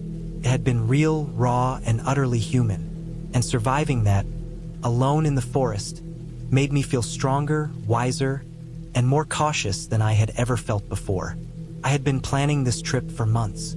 The idea was simple: escape the city, get away from everything, and spend a week alone in a remote cabin in the mountains. It was supposed to be peaceful, a way to clear my head and get some time to think. I had researched the area thoroughly, checked the weather, packed my supplies carefully, and even studied maps to know the trails nearby. I thought I was prepared for anything, but nothing could have prepared me for what actually happened. The drive up to the cabin took longer than I expected. The roads twisted and turned, climbing steep inclines and passing through dense forests that seemed to grow darker as I went further. By the time I reached the turnoff for the cabin road, the sun was already low, casting long shadows that stretched across the pavement. The road itself was little more than a dirt track, narrow and uneven, with potholes filled with muddy water from recent rains. The trees pressed close to the edges, their branches brushing against the sides of my car. It felt like the forest was alive, moving with the wind, and I remember feeling a slight chill, though the day had been warm. The last mile was almost impassable. Rocks and fallen branches littered the path, and I had to maneuver carefully to avoid scraping the car. When I finally reached the clearing where the cabin sat, I was relieved to see it. It was small, made of weathered wood, with a steep roof and a single chimney. The windows were dark, and the porch sagged slightly under its own weight. Despite its age, it had a certain charm, a kind of rugged isolation that appealed to me. I parked the car near the side of the cabin and stepped out, stretching my legs and taking a deep breath of the cold, crisp mountain air. The first thing I did was unload my gear. I had packed a week's worth of food, water, and supplies. I brought a camping stove and a small propane tank, a lantern, extra batteries, blankets, and a first aid kit. I also had my hiking boots and backpack ready in case I wanted to explore the trails. Everything was carefully packed into neat piles on the porch as I surveyed the cabin. From the outside, it looked abandoned, but there were signs someone had been there recently. A stack of firewood near the porch, footprints in the dirt that weren't mine. I tried not to let it bother me, convincing myself that the previous occupant had left a day or two ago. Once inside, I explored the cabin. The floorboards creaked under my weight, and dust covered the furniture. There was a small table and 2 chairs, a bed in the corner with a thin mattress, and a wood stove against one wall. The walls smelled of smoke and old wood. I set down my supplies and checked the windows. They were old and slightly warped, but intact. There was a sense of stillness, a silence so complete it pressed against my ears. I told myself it was exactly what I had come for. I lit the lantern and began unpacking, setting food in a cupboard, laying out my bedding, and stacking firewood near the stove. The process helped calm my nerves. It was routine, familiar, and it grounded me. By the time I finished, the sun had fully set. The forest outside was black, and the only light came from the moon, which peeked occasionally through gaps in the clouds. I built a fire in the stove and sat close, warming my hands as I sipped a cup of water. The night was quiet, but not peaceful. Every small noise seemed amplified. The creak of the cabin, the occasional rustle of leaves, the distant call of an owl. I told myself I was imagining things, that the sounds were normal, but still, there was a tension in the air that made my skin crawl. I tried to read for a while, but the shadows dancing across the walls kept drawing my attention. Eventually, exhaustion won, and I curled up on the bed under a heavy blanket, listening to the forest outside. I fell asleep, though uneasily. I woke up in the middle of the night to a strange sound. At first, I thought it was the wind rattling the windows, but then I realized it was more deliberate, like footsteps. They were soft, but steady, moving just outside the cabin. My heart started racing. I sat up, straining to hear, my body tense. The footsteps stopped, and for a moment, there was silence. Then, another noise, a low, dragging sound. Something heavy, moving across the dirt outside. I grabbed the small flashlight I had on the table and shone it toward the door. Nothing, just the trees, dark and unmoving. I told myself I must have imagined it, that it was an animal, maybe a deer or a bear. But the sound of dragging didn't fit. It was too deliberate, too controlled. I didn't sleep much after that. I kept the fire going, the lantern lit, and I sat with the flashlight on my lap, scanning the windows. Hours passed, each one longer than the last. I thought about leaving, driving back down the mountain in the middle of the night, but the road was dangerous, and I didn't have enough information to risk it. By the time dawn came, I was exhausted and jumpy, but nothing had appeared outside. The forest seemed to breathe in the morning light, calm and indifferent, and I felt a temporary relief.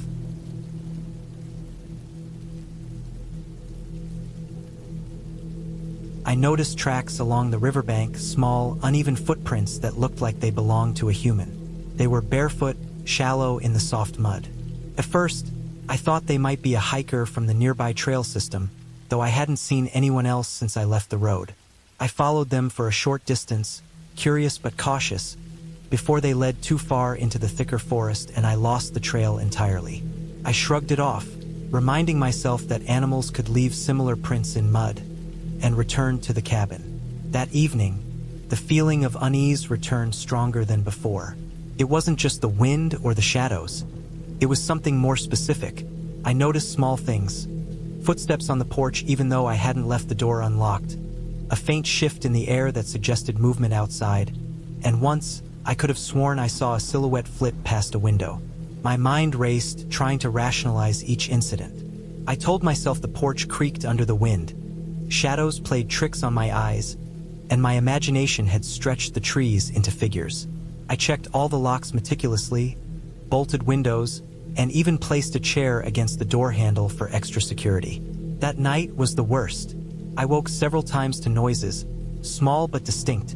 Scraping, a soft thud, a brief pause, then silence. At one point, I felt the floorboards under the bed shift slightly, as if something heavy had moved across the room. My pulse raced, and I debated leaving immediately, but the roads were distant and dark. I stayed put, holding a heavy lamp as a makeshift weapon, sitting upright and waiting for dawn. The next day, I decided to leave. I packed quickly, not wanting to linger, but as I approached the car, I noticed something that froze me in place. There were prints, barefoot again, circling the car and leading back toward the woods. They were too large for any animal, too deliberate. My stomach turned. I checked under the car, around the tires, and behind nearby trees, nothing, but the sense of being watched didn't dissipate. I drove slowly, scanning the edges of the forest for movement, every sound amplified by my heightened fear. I didn't see anyone as I drove, but the feeling of eyes on me never went away. When I reached the main road, I pulled over to catch my breath, my hands shaking. I considered calling the police, but without concrete evidence, what could I say? Someone had been close enough to follow me, close enough to make their presence felt, but they left no trace once I got on the road. I decided to continue, though every shadow along the roadside felt threatening. When I finally returned home, the relief was overwhelming. I unpacked my things mechanically, my mind running through every step, every sound, every unexplained moment. I knew I had been alone in the woods, or at least that I had thought I was. The cabin itself was fine. Nothing had been broken, yet the experience left a mark. I installed new locks at my apartment, triple-checked doors at night, and avoided remote areas for months afterward. What stayed with me most was not the fear at the cabin itself, but the certainty that someone had been watching, waiting, unseen but unmistakably present. It made the world feel smaller, roads longer, and solitude suddenly dangerous. I eventually returned to normal routines, but even years later, the sound of rustling leaves in the wind, the snap of a branch, could make my stomach tighten, my heart race. I had learned, in the most basic and terrifying way, that isolation isn't safe, not when someone with eyes and intent can be just beyond your perception. And the strangest part, the part that haunted me even more than the footsteps or the shadow in the window, was that I never saw them. I never heard them speak. I never had a clear image of their face. All I had were the signs, the small movements, the feeling that I was being watched, a presence that didn't belong. I realized then that fear doesn't always come from what you can see or hear. It comes from certainty, the awareness that someone or something is out there, beyond your control, and that your life, your safety, could be in their hands without you ever knowing it. I never went back to that cabin. I don't even drive past that road anymore.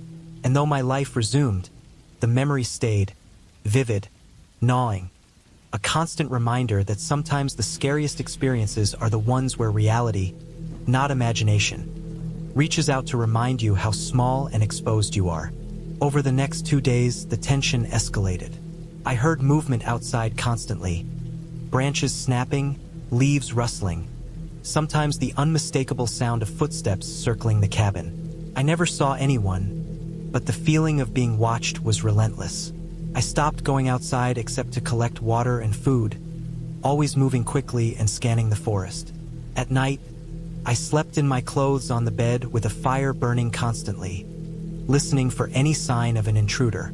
The scratching noises continued, now accompanied by soft thumps against the door. My nerves were frayed, and I felt a constant weight in my chest, like the air itself was pressing against me. I began to notice things disappearing inside the cabin. Small items I had left on the table were gone or moved. My flashlight went missing for an hour, then appeared on the windowsill, its batteries drained. The pattern was clear. Someone, or something, was inside the cabin when I wasn't looking. I started barricading the doors and windows each night, stacking chairs and logs, and keeping a kitchen knife within reach at all times. The sense of paranoia was exhausting, but I knew it was rational. Something was definitely out there, and it wasn't human curiosity alone. By the 5th day, I realized the intruder or intruders had a pattern. They moved at night, circling the cabin, never showing themselves in the light. I began keeping a log, marking each time I heard movement and noting the areas where the tracks appeared outside. I tried to deduce a schedule, any way to anticipate when they would strike. The wind and rain became my allies, masking some of the noises, but the scratching and pacing never stopped entirely. Then, one night, I heard the unmistakable sound of the cabin door being tested.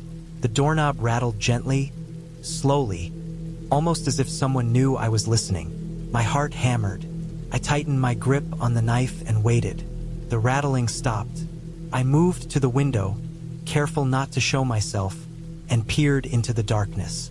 There was nothing. The forest seemed impossibly still. My breathing slowed only slightly as I realized the intruder had moved away.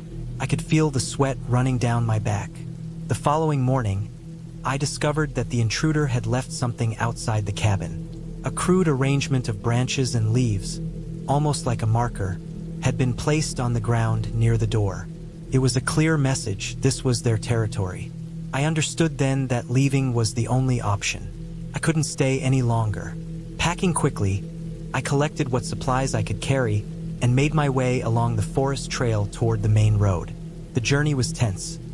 I moved silently, trying to avoid making any noise that might alert whoever, or whatever, was watching. The forest seemed alive with eyes, shadows stretching and moving just out of sight. After hours of careful navigation, I finally broke through the tree line and saw the road.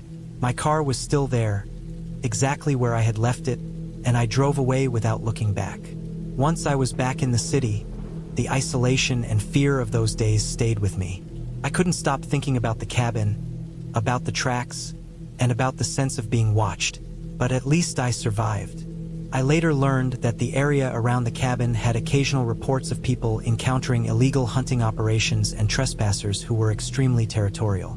That explained the signs I had seen and the intrusions I experienced. The forest was not haunted. It was patrolled and controlled by people who considered anyone else a threat. I had been lucky to escape unharmed, though the experience left me shaken for months. I never returned to the cabin. The memory of being trapped in that isolated place, constantly aware of unseen watchers, stayed with me. It taught me a lesson about solitude, about the dangers that exist in the real world, and about respecting the boundaries of those who inhabit spaces we assume are empty. The forest was beautiful, but it was also unforgiving, and for once, I was glad to leave its silence behind.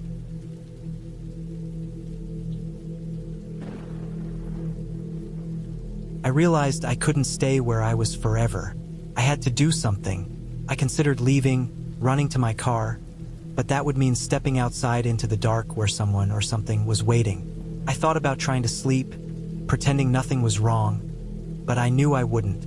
Every noise would wake me, every shadow would become a threat. Then I remembered the tools I brought. Among my supplies was a small axe, meant for chopping firewood, and I had a bag of extra wood I could use. I gathered them quietly, moving as silently as possible, trying not to make a sound. My plan was simple. If someone came in, I could defend myself and maybe barricade the cabin as best I could. I stacked the heavier logs against the door, put the axe on the table near the main window, and tried to calm myself. Hours passed. The footsteps outside were sporadic. Sometimes I heard nothing for a long stretch, and then suddenly, a single heavy step would echo through the night. I never saw anyone, but the fear was constant. My mind played tricks on me. Every tree shadow looked like a person. Every wind gust sounded like movement. I barely slept, curling up in the corner with the knife and axe within reach. By the morning, the fear hadn't gone away, but the forest was quiet again. I stepped outside carefully, checking the surroundings. There were footprints in the gravel, too large and heavy for an animal, going around the cabin. They ended a few meters away, vanishing into the forest. Whoever it was had been here all night, circling the cabin, and then left without a trace. My heart was still racing, but I felt some relief. I was alive, the cabin was intact, and the threat had moved on. The next few days were tense. I stayed alert at all times, avoiding unnecessary trips outside. I checked the doors and windows constantly, reinforced them with heavy furniture and logs. I kept my phone close, hoping for a signal, but there was none. Food ran low, and the isolation became suffocating. Every sound outside made me jump, every movement in the trees a potential threat. I learned the forest in a new way, listening to birds, studying the wind, tracking animals, trying to understand what was normal and what was dangerous. On the fourth day, I decided I couldn't stay any longer. I needed to leave before something worse happened. I packed everything into the car quietly, checking the perimeter before stepping outside. I kept the axe in the passenger seat, ready in case I needed it. As I drove away, the road seemed endless, twisting and narrow, but I felt safer with every mile. I didn't stop until I reached a town where I could get food, gas, and cell service. The relief was overwhelming. I called my family, told them I was fine, though I left out the details. I just needed to be around people again, to know that I wasn't alone. Looking back, I realized the cabin itself wasn't dangerous. It was the isolation, the lack of help, and the unknown person who had been circling it that made it terrifying. I never found out who it was or why they were there. The experience stayed with me for months afterward. Every time I went into the woods, even for a short hike, I felt the same tension, the same awareness of every sound, every shadow. It changed the way I saw solitude. It made me respect the quiet, the isolation, but also fear it. Eventually, I returned to city life, back to noise, lights, people, and routine. The memory of the cabin was still there, sharp and vivid. I never went back, and I don't think I will. But I also learned something important. I learned to trust my instincts, to prepare for the unexpected, and to never underestimate the impact of isolation. The cabin had been quiet, peaceful even, but it was the presence of another human, unseen and unpredictable, that made it terrifying. And surviving it, making it out without harm, gave me a clarity I hadn't had before. A sense that I could face fear, endure it, and still come through alive. I had been planning this trip for months, carefully choosing a cabin that sat deep in the woods, far from any neighbors, roads, or signs of civilization. I needed the isolation, a break from everything, emails, phone calls, the constant hum of other people's lives pressing down on mine.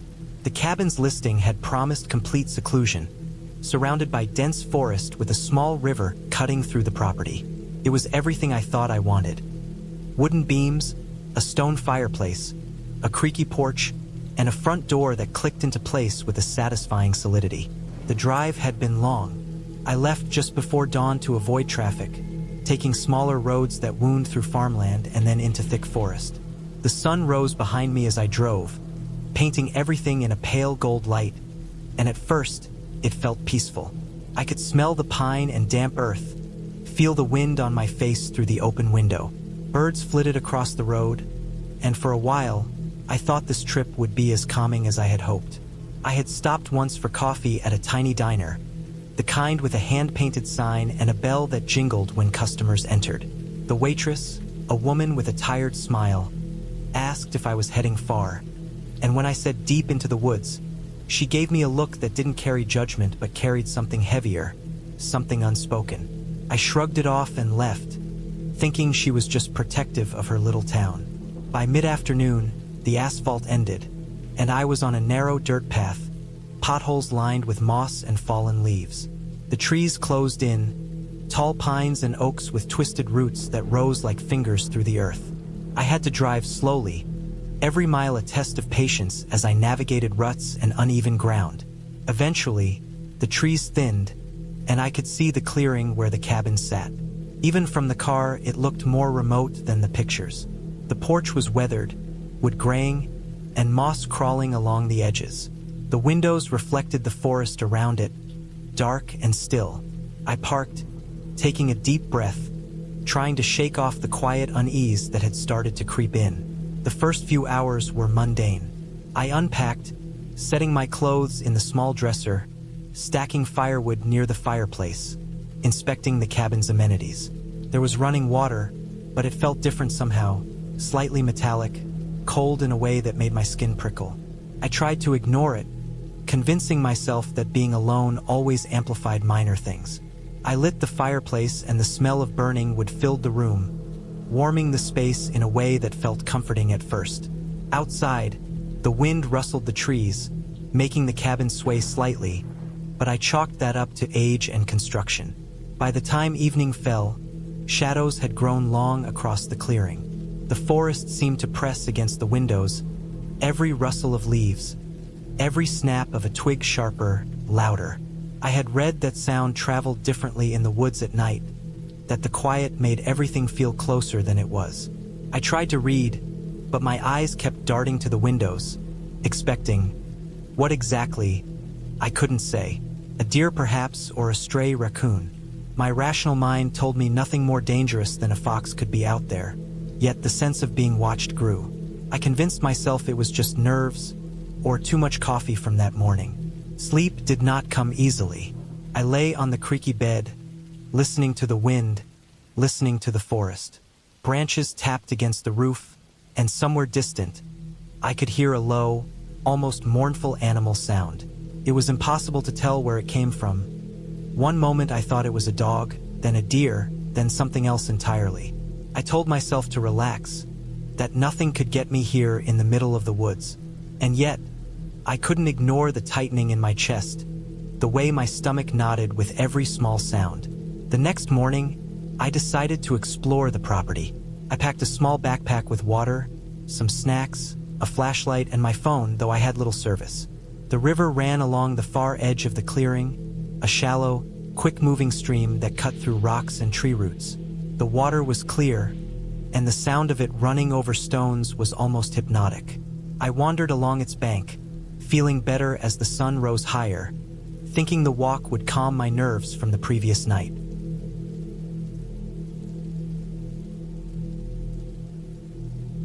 By nightfall, the footsteps returned. They circled the cabin, slow, deliberate. I could hear the crunch of dirt and leaves, sometimes coming close to a window, then moving away. I didn't dare look outside. I stayed in a corner, knife in hand, listening to the sounds of someone, or multiple people, moving around. Hours passed like this. My fear grew heavier with each passing moment. Every creak of the floor, every wind gust, felt like a warning. On the 6th day, I decided I had to act. I couldn't stay trapped forever. I packed a small bag with essential supplies: water, a flashlight, some food, and the knife. I had watched the tracks for a while and noticed a pattern. Whoever it was seemed to stay close to the cabin during the day and circle it at night. I planned to leave at first light, when the forest would be quietest and I might have a chance to escape unseen. My heart was pounding, but I reminded myself that I had to stay calm. The night was long. I barely slept, jumping at every sound. When the first light of morning appeared, I waited a few more minutes, listening for footsteps. When there was none, I slipped out the back door as quietly as possible. I stayed low, moving through the underbrush, following a small creek I had noticed on a previous walk. The forest was dense, the ground uneven, and every sound made me tense. I kept glancing over my shoulder, expecting someone to appear at any moment. Hours passed as I moved slowly and cautiously. The sun rose higher, casting light through the trees, and I started to feel a little relief. I could see the road in the distance, a narrow strip of asphalt cutting through the forest. My pace quickened, and soon I was running, my feet pounding against roots and stones. I didn't look back, didn't stop until I reached the road. When I finally made it, I was exhausted, covered in dirt and scratches from branches. I saw a car approaching and waved my arms frantically. The driver stopped, and I collapsed into the seat, shaking. I explained as best as I could that someone had been near the cabin, that I needed to get to safety. They called the police. When the officers arrived, they followed me back to the cabin. The tracks were gone. There were signs that someone had been inside. Small disturbances, footprints, a window left slightly open, but no one was there. It was clear someone had been watching me, but there was no evidence left behind, no clue about who it had been or why. The days that followed were a blur. I stayed with friends in town, trying to recover from the fear that had consumed me in the forest. Sleep was difficult. Every time I closed my eyes, I imagined the cabin, imagined someone lurking just beyond the trees. Eventually, I started to feel safer, but the memory never truly left me. I had faced something real, something dangerous, and had survived. Weeks later, I returned to the cabin, not to stay, but to check it. It was empty, quiet, exactly as I had left it. No footprints, no disturbances, nothing to suggest what had happened. I took photos documenting everything just in case. I didn't feel the same fear I had before. Instead, I felt a sense of closure. I had survived, and I knew I had done everything I could to protect myself. The cabin remained a quiet, empty building in the forest, a place that could hold memories of fear, but also of survival. In the end, I realized the most terrifying thing wasn't the isolation, or the dark, or the wind. It was the knowledge that someone else had been there, watching, waiting, and that I had no way of knowing who they were or what they wanted.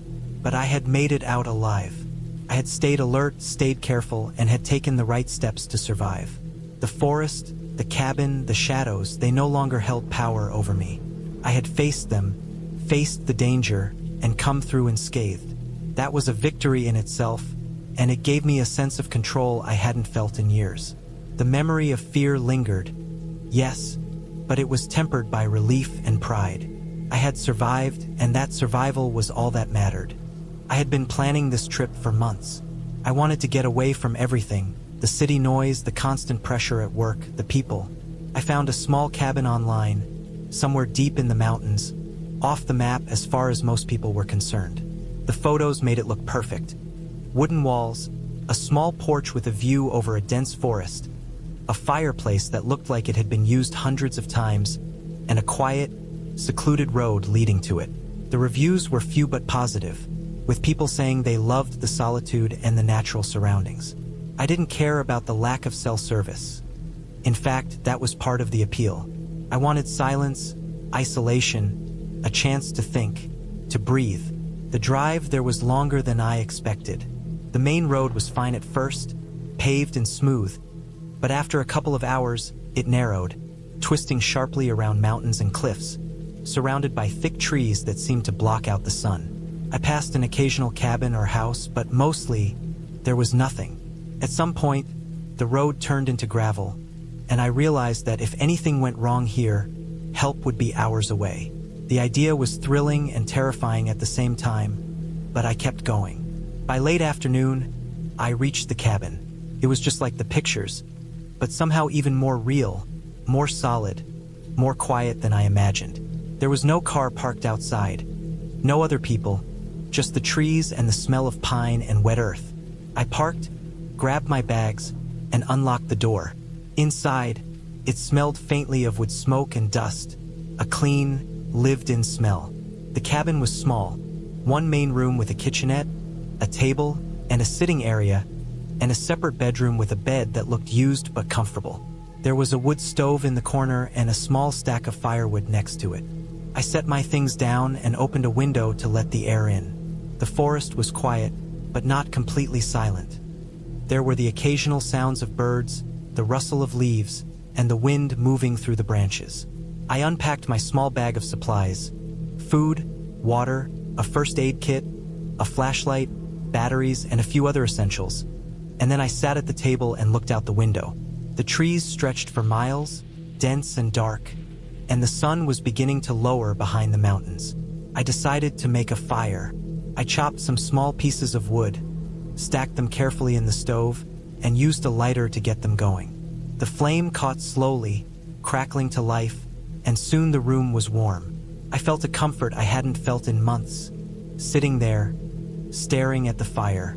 I unpacked some food and ate a simple meal, listening to the sounds of the forest outside. As night fell, the quiet changed. It wasn't the kind of silence you get in the city. It was heavier, deeper, more complete.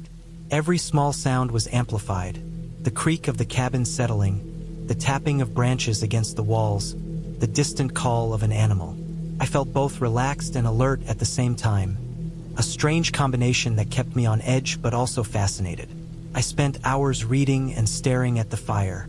I felt alone, but not lonely, and that was exactly what I wanted. Then the first sound came.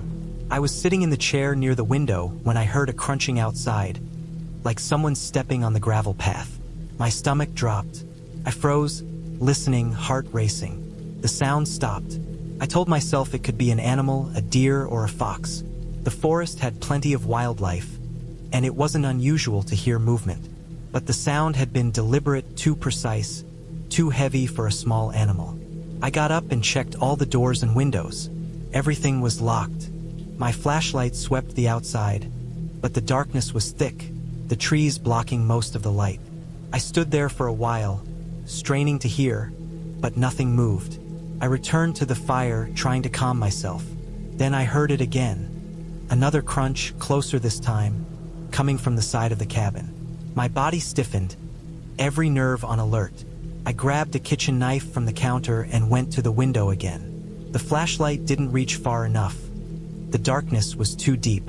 I listened, waited, and then I heard it a third time, right outside the porch. Footsteps. Someone was walking around my cabin. Panic started to rise, but I forced myself to stay calm. I had my phone, though no signal, and I had my knife. I checked the windows and doors one by one. All locked. I moved the table near the main window as a makeshift barrier and sat behind it, keeping my knife in hand. I couldn't see anything outside, but I could hear every movement, every rustle. My mind raced. Who would be out here? The nearest neighbor was miles away. It didn't make sense. Hours passed like that. Every time I thought I heard nothing, another step or rustle would come. Sometimes it was slow, deliberate, and then it would stop. I stopped moving, stopped breathing, almost just listening. I kept telling myself it was an animal, but deep down, I knew the sound was different. Humans moved differently. The weight of it, the way it shifted through the gravel and leaves, it was precise, like someone was circling the cabin, testing it, watching me.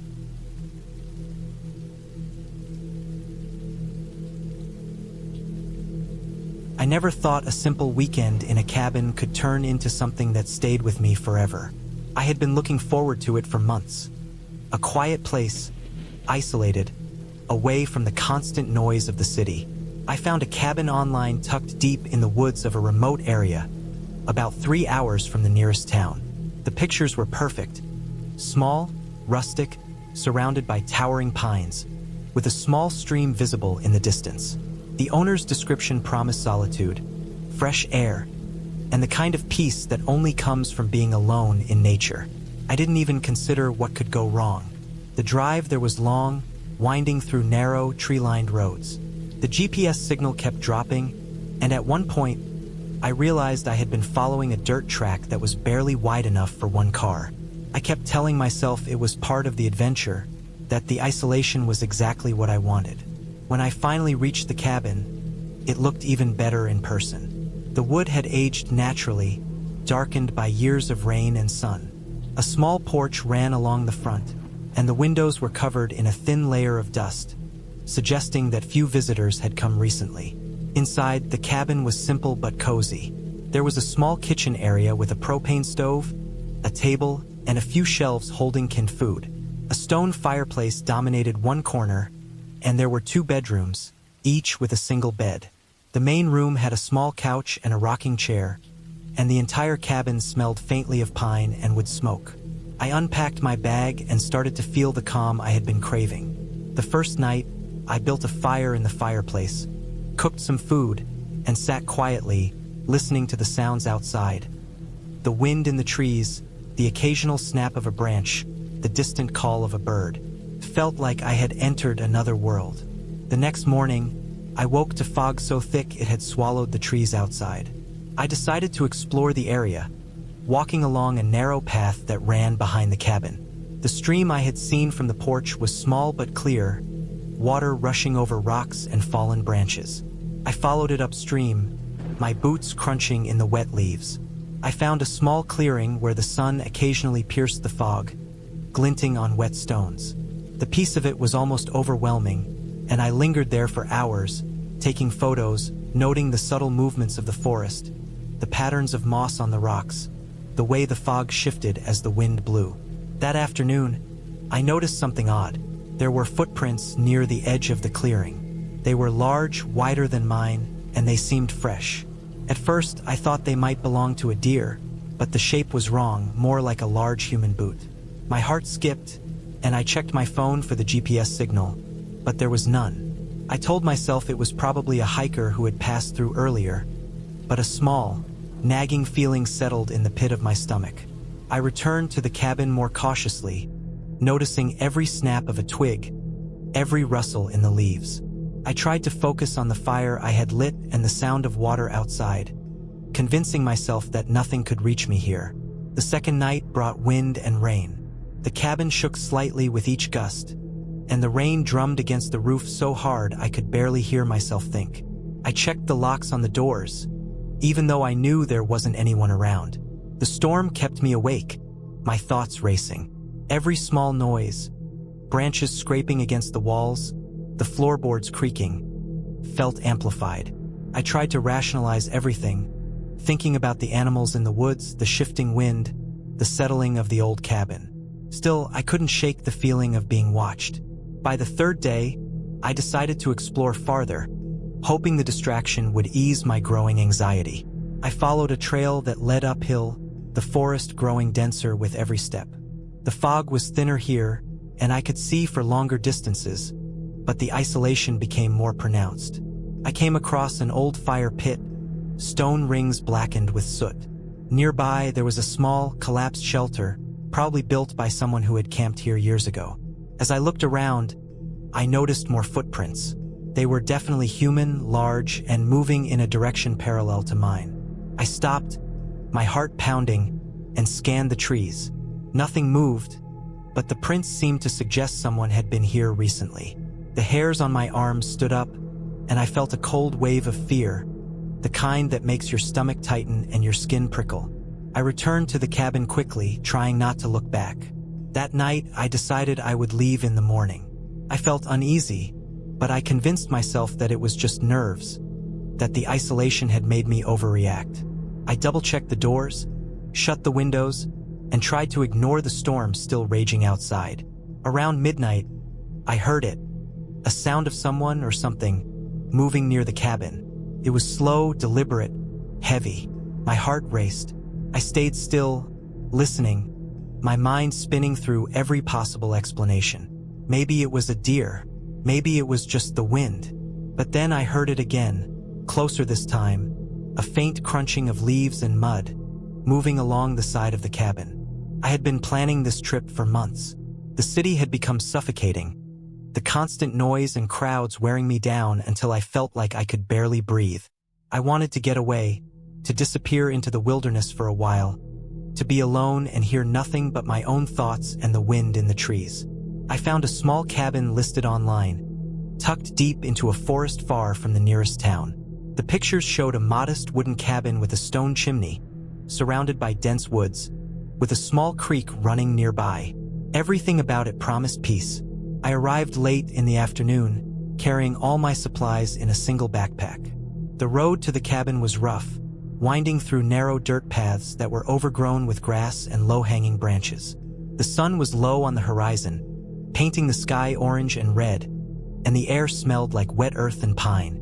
As I drove, I noticed that the forest seemed unusually quiet.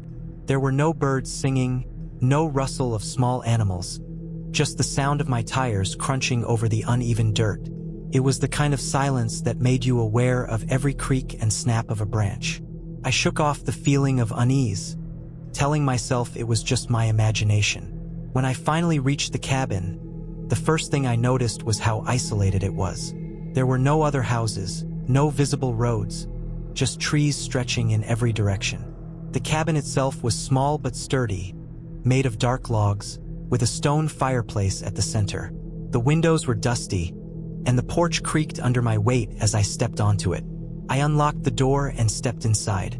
The air was cold and smelled faintly of wood smoke and mildew. The inside was simple: a small living area with a wood stove, a kitchen corner with basic utensils, a narrow bedroom with a bed and a small dresser, and a bathroom with a rusty sink and a shower. Everything seemed functional, if not particularly comfortable. I unpacked my things, laying out food, water, and my camping supplies. I checked the firewood stacked outside and brought in enough to last a few days. The cabin had electricity, but I could tell it was old. The lights flickered when I turned them on, and there was a single outlet near the stove that seemed to be the main source of power. I didn't care much about modern conveniences anyway. I had come here to be alone, to disconnect. The first night was uneventful. I made a small fire in the stove, boiled water for tea, and sat by the window, looking out at the dark forest. The silence was complete, almost oppressive, but I told myself it was exactly what I wanted. Around midnight, I went to bed, exhausted from the long drive. The bed was firm, but I managed to fall asleep quickly. I woke up early the next morning to the sound of birds, or at least I thought they were birds. There was a faint, repetitive tapping, like someone knocking lightly on wood.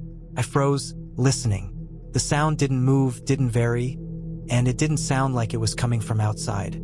I dismissed it as a branch hitting the cabin or a loose shutter in the wind. I got up, made breakfast, and went outside to explore. The forest was dense, with trees so close together that sunlight barely reached the ground. There was a small trail leading from the cabin toward the creek, and I followed it for a few minutes. The water ran clear and cold, and I knelt to fill my bottle. Everything seemed normal, but when I turned back toward the cabin, I felt a strange prickling at the back of my neck. For a moment, I thought I saw something moving between the trees, something human-sized, but when I blinked, it was gone. I told myself it was just my imagination again. I spent the day exploring the immediate area around the cabin, collecting firewood and gathering water from the creek. The isolation was both exhilarating and unnerving. By late afternoon, I noticed that the sound I had dismissed earlier had returned. A soft tapping, this time coming from inside the cabin. I froze. The windows were closed, the door locked. I checked the wood stove, the shelves, the corners of the cabin. Nothing. The tapping continued, irregular now, moving from one wall to another. My heart started to race.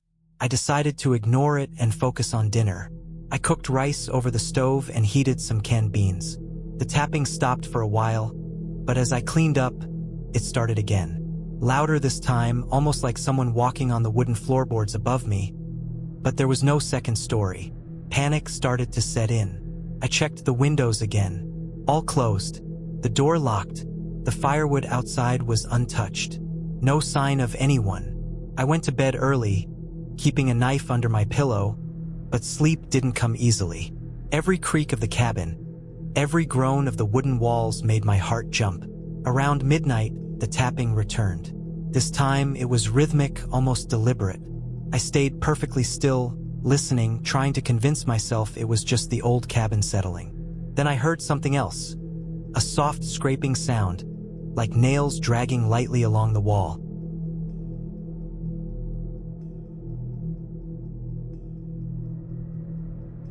The next day, I decided to explore. I packed water, some snacks, and the small knife I always carried, and I stepped onto the trail behind the cabin. The path wound through thick forest, over rocks, and alongside a narrow stream. It was beautiful, the kind of isolation I had sought. Birds sang, and sunlight filtered through the leaves. I tried to enjoy it, but I couldn't shake the feeling that I was being watched. Every snap of a branch, every rustle in the underbrush made me tense. I kept the knife ready, moving carefully, ears straining. I saw no one, but the sense of presence never fully went away. By mid-afternoon, I returned to the cabin. I checked the windows and doors, finding them all secure. I made a fire and cooked a simple meal. The process was calming, a grounding ritual that reminded me I was in control. But as the sun dipped again, the tension returned. That night, the noises came back. This time, I was more certain. Footsteps, dragging sounds, something scraping against the side of the cabin. I didn't sleep at all. I spent the entire night sitting with the flashlight, listening to the patterns of the sounds. They weren't random. They moved around the cabin, stopping for minutes at a time, then starting again. I felt trapped, vulnerable. The isolation I had sought now felt like a cage. I realized then that I needed to understand what I was dealing with. The next morning, I inspected the perimeter carefully. There were footprints around the cabin. Not animal tracks, they were human, and they circled the cabin. The dragging sound matched marks on the dirt, deep grooves as if something heavy had been pulled across the ground. Panic rose in my chest, but I stayed calm outwardly, reminding myself that I had to think logically. Whoever it was, they were out there and I couldn't see them. I decided to gather supplies and prepare in case I needed to leave quickly. I spent the next day making a plan. I stacked firewood close to the cabin, made sure my phone was charged, and kept my knife and flashlight with me at all times. I moved slowly, deliberately, trying not to make noise. Every shadow, every movement outside made my heart race. I avoided looking out the windows directly but stayed aware. By nightfall, I had a rough sense of the pattern. Whoever had been circling the cabin came mostly around midnight and then again just before dawn. I fortified the doors and windows as best I could, placing heavy objects to block them and moving furniture to create obstacles. Still, it felt fragile, temporary. The third night, the intruder came closer. I could hear them scratching at the door, testing it. I gripped the knife and stayed still, heart pounding. The noise stopped suddenly, as if they had noticed something. I didn't move for hours. By the time light returned, the traces outside were gone. No footprints, no drag marks. It was as if whoever had been circling the cabin vanished without a trace. I tried not to breathe too loudly, not to move too quickly. It was a tense, exhausting wait, but nothing else happened that day. By the fourth day, I realized I couldn't stay indefinitely. The cabin was isolated, and someone had been watching me. I couldn't predict their next move, and staying felt dangerous. I packed everything carefully, keeping my movements quiet and deliberate. I checked the car, making sure it was operational. Then, as dusk approached, I left on foot first, keeping to the shadows and avoiding clearings. I carried my backpack and knife, listening carefully. The forest was silent, almost too silent. Every step seemed loud, but I stayed focused, trusting my planning. I reached the car after what felt like hours. My hands shook as I unlocked it, climbed in, and started the engine. The moment it roared to life, I felt a surge of relief. I didn't look back as I drove down the narrow, twisting road. The forest seemed to close behind me, dark and indifferent, and I felt the weight of every night I had spent there pressing down on me.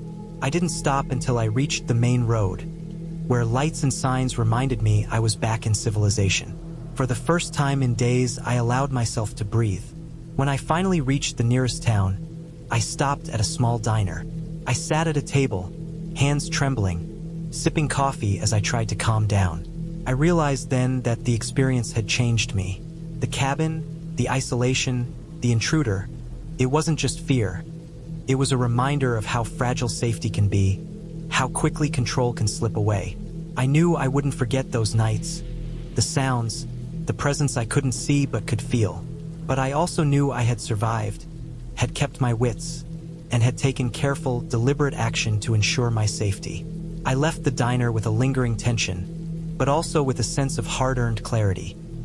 Preparation, caution, and awareness were my only allies in situations like that, and I had relied on them successfully. Weeks later, I went back to the cabin once more, during daylight, this time with friends. We explored the area together. The tracks were gone, the drag marks weathered away, the cabin just a quiet, empty structure. I felt a strange mix of relief and residual unease. But I also felt gratitude. I had survived a situation that could have ended badly if I hadn't stayed alert. The forest remained as it always had, quiet and indifferent. But I had returned from it with a story I could tell, lessons I would never forget, and a respect for the isolation and unpredictability of remote places. I had been planning this trip for months. The idea of spending a week alone in a small cabin deep in the forest had seemed like the perfect escape from the stress of everyday life. I needed solitude, a break from work, from people, from constant noise. I imagined waking up to the quiet rustling of leaves, the distant sound of a river, maybe a few birds singing early in the morning. I pictured long walks on empty trails, cooking simple meals over a small stove, and falling asleep to the steady rhythm of rain against the roof. Nothing could have prepared me for the way reality would unfold. The drive to the cabin had taken longer than expected. I followed a series of winding roads through dense forest, each turn making the GPS signal flicker and disappear. I kept telling myself that it was part of the adventure, that the isolation was exactly what I wanted. I arrived just as the sun was starting to dip below the trees, turning the sky into shades of pink and gold. The cabin was small, made of weathered wood, tucked into a clearing surrounded by tall pine trees.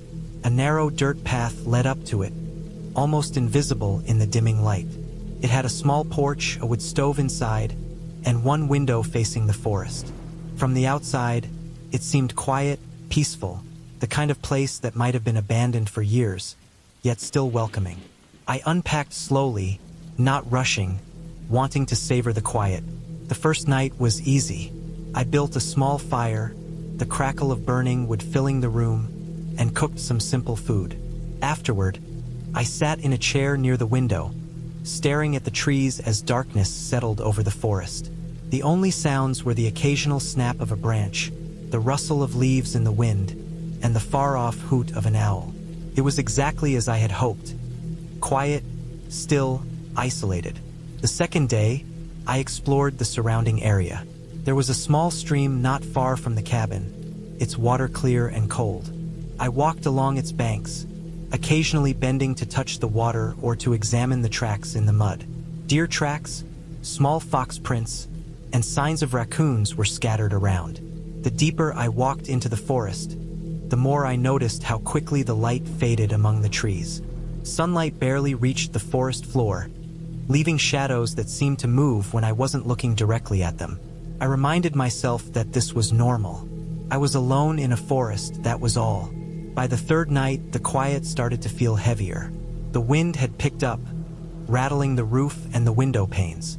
I could hear branches scraping against the cabin walls, and the sound made me tense. I kept checking the locks on the doors and windows, even though I knew it was probably unnecessary. I tried to read, but I found myself staring at the shadows, listening for sounds that might not even exist. Sleep came, but it was shallow. Every small noise pulled me out of it, making me flinch and sit up, staring into the darkness of the cabin. The next morning, I noticed that some things were slightly out of place. A chair was not in the same position I remembered leaving it. A small pile of firewood seemed disturbed, and the door to the small storage closet was slightly ajar. I chalked it up to the wind or my own imagination. I told myself I was being paranoid.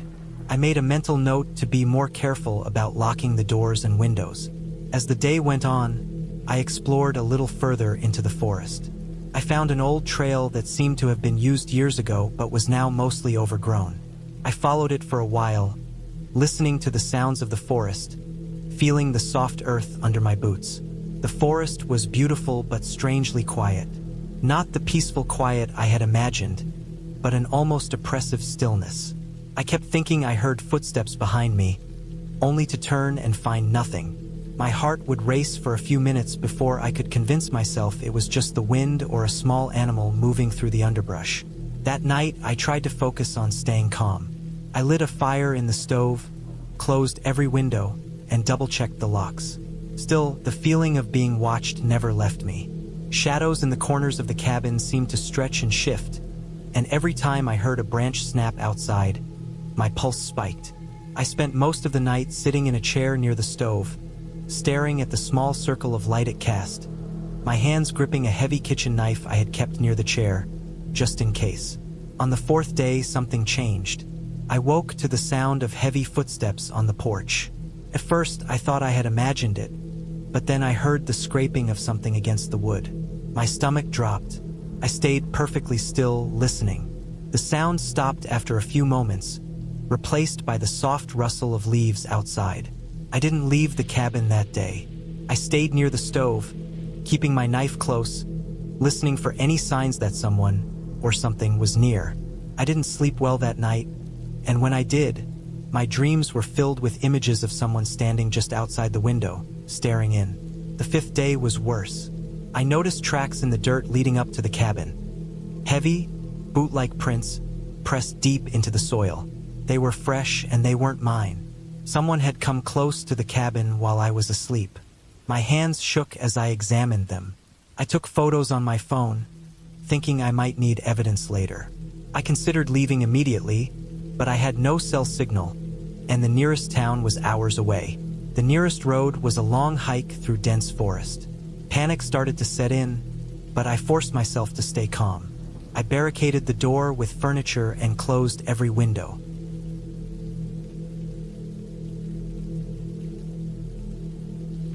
I couldn't stay in the main room. I grabbed a flashlight, careful not to make any noise, and moved to the back bedroom. I locked the door and crouched near the wall, shining the beam toward the window. The rain had slowed, but the ground was muddy, reflecting the dim light from the moon that occasionally broke through the clouds. My eyes strained in the darkness, trying to catch a movement. After what felt like hours, I saw a shadow, a figure moving slowly along the edge of the clearing. I couldn't make out details, just the outline. I held my breath, telling myself not to move. The figure stopped for a moment, and I felt my chest tighten, my mind racing with scenarios. I stayed like that until dawn, watching as the figure disappeared with the first light. When the sun rose, everything looked normal again, the forest quiet and serene. I went outside cautiously, scanning the perimeter. The prints I had noticed before had multiplied around the cabin. Some fresh, some older, all suggesting someone had been pacing near the cabin all night. I realized with a sinking feeling that I was being watched while I slept, that someone had been outside my window, observing, waiting. I packed quickly, leaving behind most of my belongings. The drive back was tense, every shadow outside the car making me jump, every sound on the narrow roads amplifying my fear. I didn't stop until I reached a gas station miles away, where the lights and the people around me gave me a sense of safety I hadn't felt in days. When I got home, I reported the incident to the local authorities, giving them a detailed description of the cabin, the footprints, and everything I had seen. They told me it was possible someone had been living in the woods, moving stealthily, possibly watching cabins for weeks or months.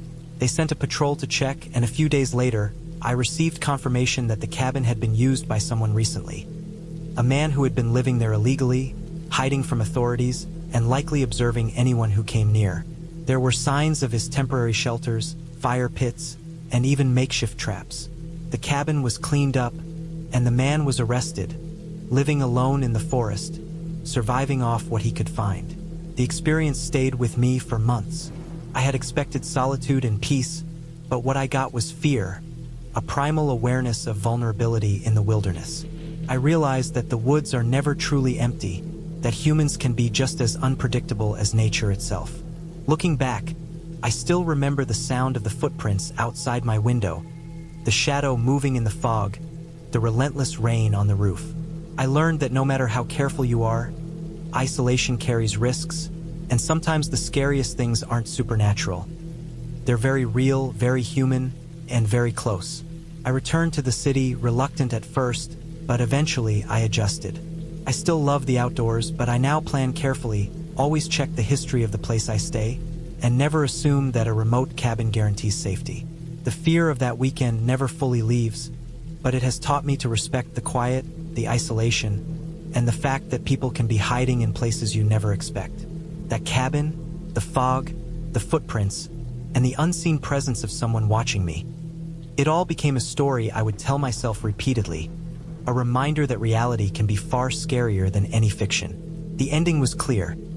I survived because I stayed alert, because I didn't ignore the signs, and because I took action before it was too late. The sense of relief, when the authorities confirmed the man's capture, was overwhelming, and finally, I felt safe again. Yet, every time I walk through the forest now, even in daylight, I remember that weekend. The fear, the caution, and the understanding that nature is not always alone, and neither is a cabin in the woods. I had been driving for hours when I finally saw the turnoff for the cabin. The sun was already starting to dip behind the trees, stretching long shadows across the dirt road. I remember feeling a flicker of nervous excitement, the kind you get when you leave the familiar behind and head somewhere you've never been before.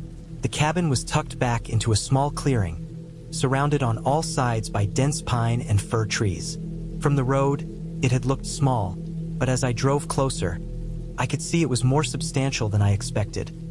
A single-story log structure, weathered and darkened by years of sun and rain. The windows reflected the last gold of sunlight, giving the place an almost eerie glow. I parked the car and stepped out, the air immediately filling my lungs with that sharp, pine-scented smell I always associated with the woods. It was quiet here, too quiet. There was no sound of traffic, no hum of distant neighbors, only the occasional rustle of leaves and the distant cry of a bird. I carried my backpack, which held some food, a first aid kit, and a small flashlight, though the batteries were old, and a lantern I hoped still worked. I had no cell service here, and I had deliberately left my phone on airplane mode. I had come to escape the noise of my life, to be completely alone for a few days. I wanted to think, to rest, to maybe even write. The cabin's porch creaked under my weight as I stepped up. The door was solid wood with a rusty iron handle. I hesitated for a moment, running my hand along the rough surface. It was colder than I expected, and the smell of old wood and something faintly musty hit me immediately when I opened it. Inside, the cabin was surprisingly spacious. There was a small kitchen area to the left, a stone fireplace straight ahead, and a loft bedroom above. Dust motes floated in the dim light, and the air smelled faintly of damp. I noticed the furniture was old but solid. A wooden table, a couple of chairs, and a sofa with cushions faded to gray from age. I set down my backpack and walked through the cabin slowly, taking it all in. Everything seemed untouched for a long time, but there was no sign it had been abandoned. The windows had thick curtains, drawn against the fading light, and there was a small pile of firewood stacked neatly by the fireplace. I opened the cupboards in the kitchen. There was a little food, cans of beans and soup, and a box of matches that looked almost new. That was strange, but I didn't think too much about it. I was tired, and the day had been long. I decided to get a fire going. The fireplace had logs, as I noted, and I piled some together carefully, using the matches to light it. The fire caught slowly, and soon I had a small blaze that warmed the room. I sat on the sofa, pulling my knees close to my chest, and listened. The wind had started to rise outside, and the trees moaned in the dark. I felt an odd tightening in my chest, a small spike of fear I tried to ignore. I told myself it was just being alone in the woods. I was used to hiking, to solitude, but there was something about this place that made me feel watched, even though I knew I wasn't. I decided to check the loft bedroom. The stairs creaked under my weight as I climbed. The room was small, with a bed pushed against one wall and a tiny window overlooking the clearing. The sheets were folded neatly, though they looked like they hadn't been used in months. I ran my hands over them, noticing the fabric was rough, probably from age. I checked under the bed, behind the dresser. Nothing. I sighed, feeling a little foolish, and lay down. The air was cool, but the fire from the fireplace below had warmed the wooden floorboards. I fell asleep quickly, but even as I drifted off, I felt uneasy, like I wasn't alone. I woke to the sound of wind rattling the windows. The fire had died down to glowing embers, and the room was dark, save for the pale light of the moon filtering through the small window. I lay still for a moment, listening. The wind had picked up outside, gusts shaking the cabin. That was all. Still, I felt a small shiver run through me. I got up and dressed quickly, pulling on a jacket, and went downstairs to stoke the fire. The fire roared back to life with a few careful strikes of a match. I sat close to it, warming my hands and sipping water from a bottle I had brought. Hours passed in the quiet. I explored a bit more, opening the remaining cupboards and finding old utensils and some preserved food. Everything seemed functional, almost like someone lived here sometimes, but there was no sign of recent use. The wind outside had started to howl, and the cabin groaned and creaked in response. Every noise seemed louder in the night, amplified by my own fear. I kept glancing toward the windows, imagining shadows moving in the trees. I kept reminding myself it was just the wind, the branches brushing against the cabin, but my heart didn't fully believe it. By the time I finally lay down again, it was nearly dawn. I slept fitfully, waking multiple times to strange sounds. Sometimes it was a branch scratching against the window. Sometimes it was the floorboards creaking as though someone had just walked across them. Every time I opened my eyes, the cabin was empty. The isolation was oppressive. When morning came, the wind had calmed, but the fear lingered, knotting my stomach.